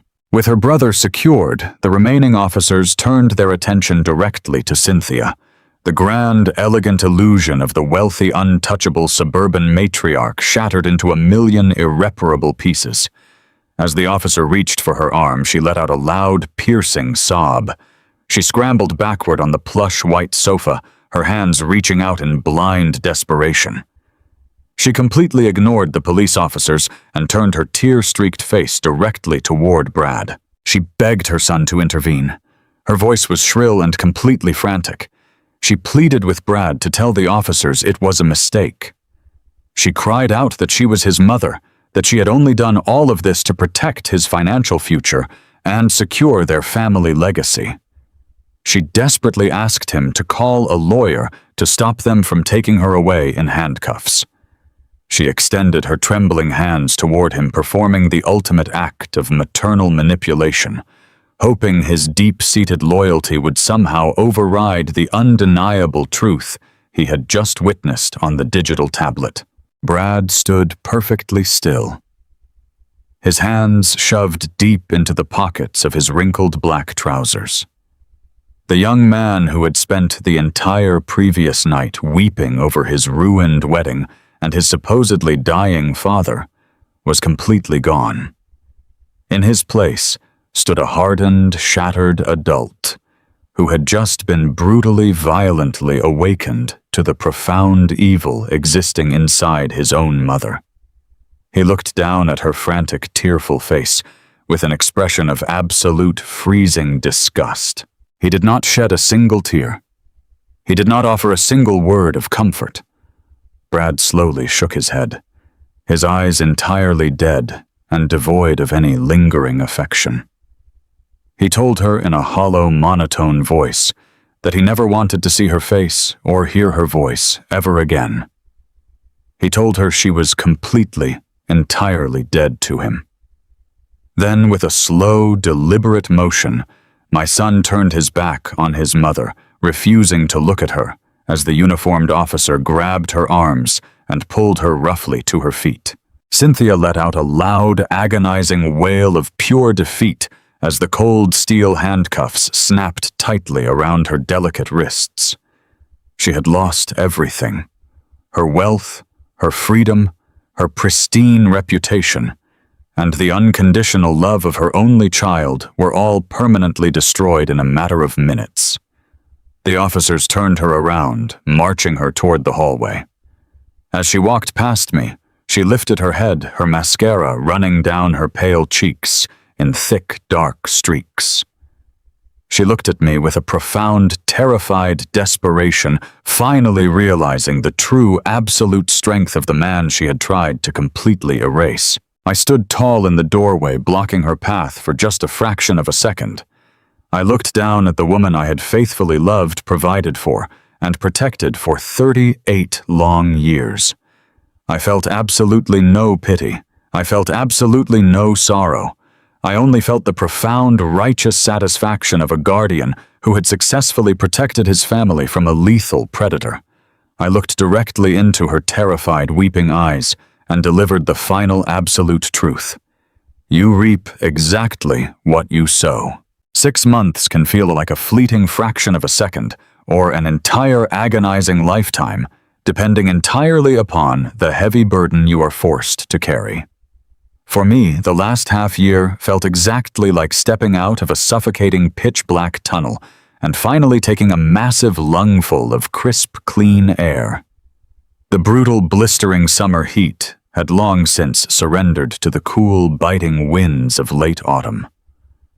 I stood on the sturdy wooden planks of my back porch, holding a ceramic mug of black coffee, watching the golden and crimson leaves drift slowly down to the frost-covered grass. The profound, absolute quiet of the early morning was no longer a source of crushing anxiety or paranoid suspicion. It was a beautiful, undeniable testament to my survival. I had walked through an absolute inferno of domestic deceit and emerged completely unburned, stronger, and more resilient than I had ever been during my entire existence. The heavy dark clouds of legal battles and police interrogations had finally cleared, leaving behind a bright, wide-open sky. Cynthia traded her tailored silk dresses and her expensive luxury country club memberships for the grim, harsh reality of federal indictments. The criminal justice system moved with a slow, terrifying inevitability, completely crushing the arrogant illusion she had spent 2 years meticulously building. She was currently confined to a miserable, damp studio apartment on the decaying side of the city, wearing a bulky government-issued ankle monitor while she awaited her final trial.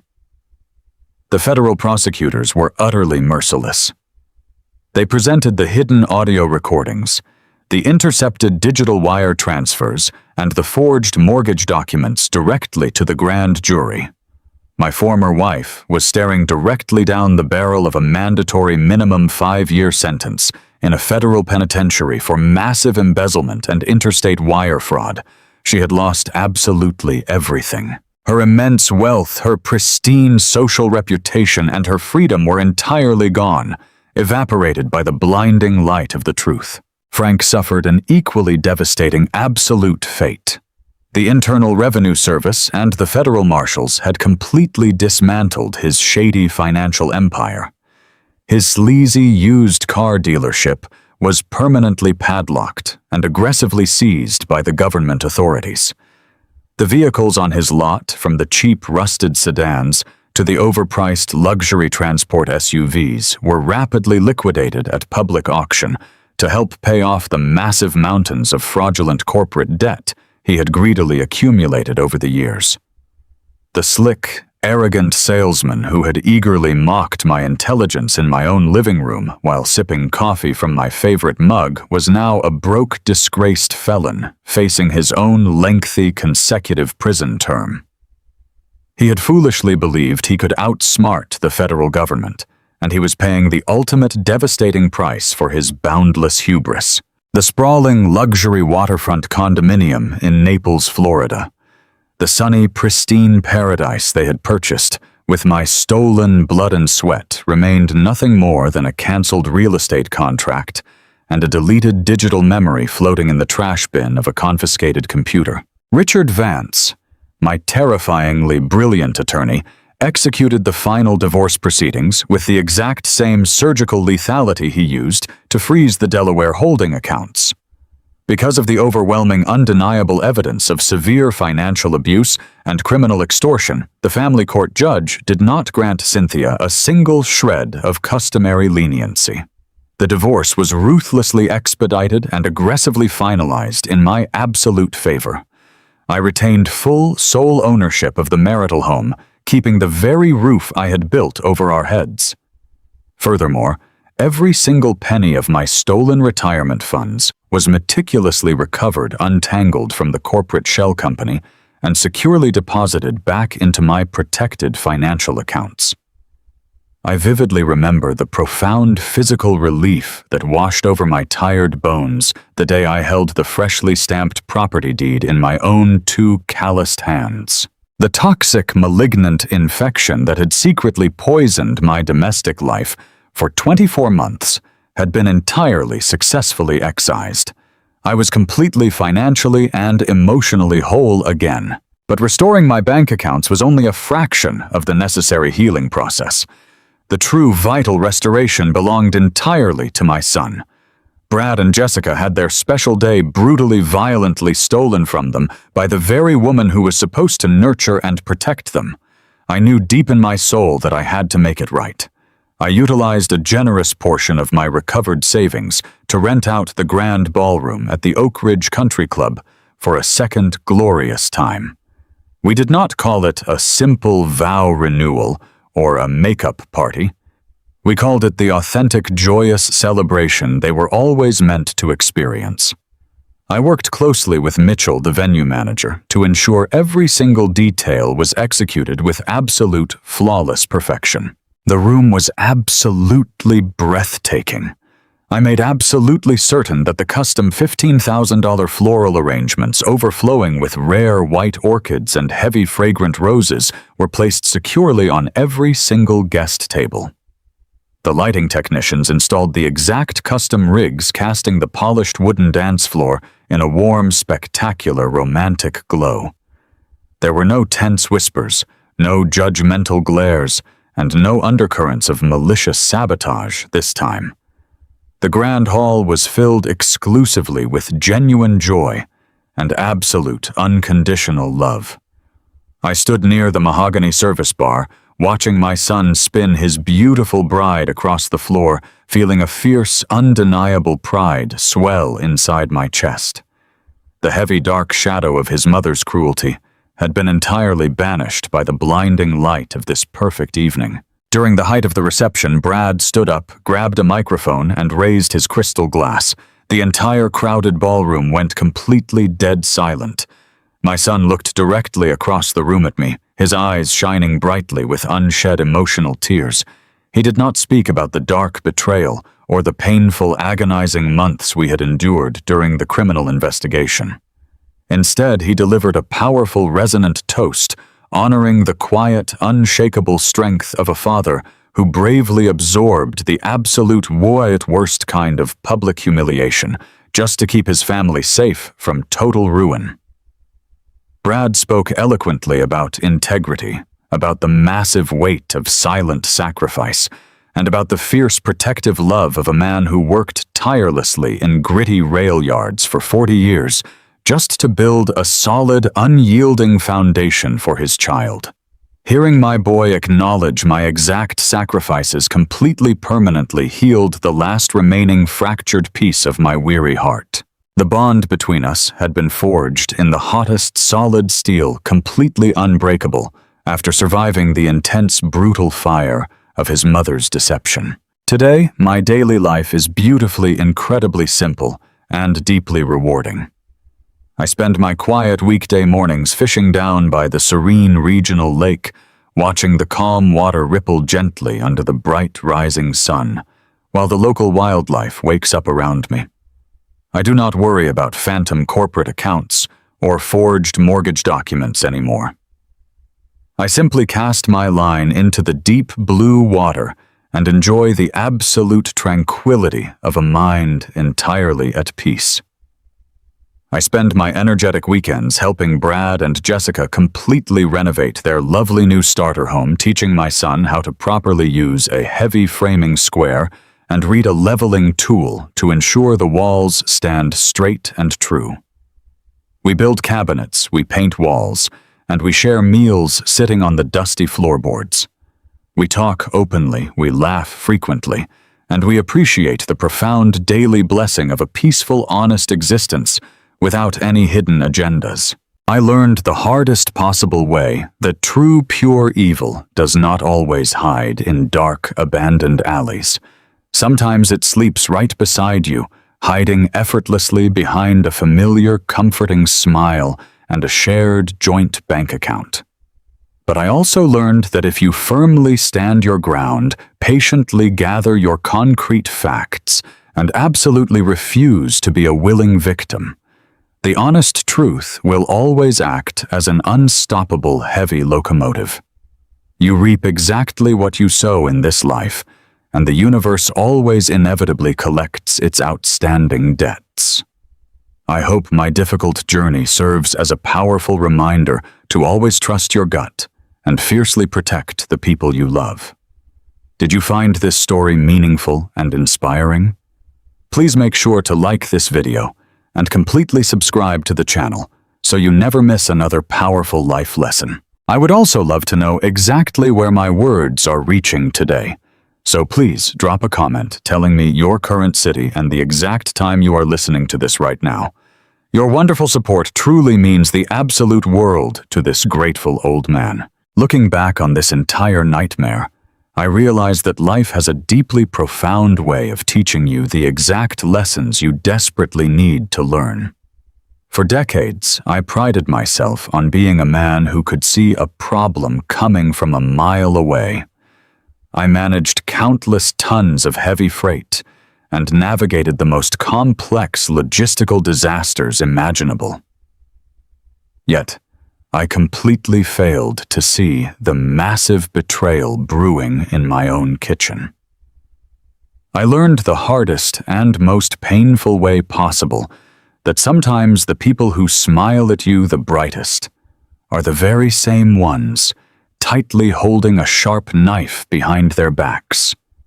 Cynthia used my absolute trust as a weapon. She weaponized my age, my dedication, and even the sacred joy of my only son's wedding day. She truly believed my love made me weak and blind. But that is the beautiful, undeniable truth about the universe. Evil thrives on loud chaos and volatile emotional reactions. If I had let my sudden heartbreak control me, if I had screamed and raged the way she desperately wanted me to, she would have won absolutely everything. She would have successfully painted me as a broken, unstable old man. Instead, I chose the silent, heavy machinery of absolute truth. I kept my mind entirely clear. I gathered the undeniable facts, and I let the cold, hard evidence do all the heavy fighting. When you strip away the theatrical lies and the deep emotional manipulation, the truth always stands as an immovable mountain. Justice might sometimes feel like a slow-moving freight train, but if you lay down the right tracks, it will always arrive exactly on schedule to thoroughly crush the wicked. Systemic karma is a very real and terrifying force. You absolutely reap exactly what you sow in this world. Cynthia and Frank planted seeds of greed and malice, and they ultimately harvested their own total destruction. Today, my son and I share a beautiful bond built on absolute honesty and deep mutual respect. We survived the absolute worst together and came out the other side completely whole. I found my profound peace not by seeking violent revenge, but by surgically removing a toxic tumor from my life. I truly hope my difficult journey serves as a solid reminder to always keep your eyes open and your heart guarded. Trust the people you love, but never blindly ignore the obvious warning signs. If you found some value or genuine inspiration in my journey today, I would absolutely love to hear from you. Did you like my story? Which city are you listening from right now? Let us meet in the comments below. If you genuinely appreciate the life lessons I share, you can support me by sending a super thanks so I can keep bringing more powerful stories like this to you. Make sure to subscribe to the channel so you absolutely never miss the next life story. See you next time, with love and respect.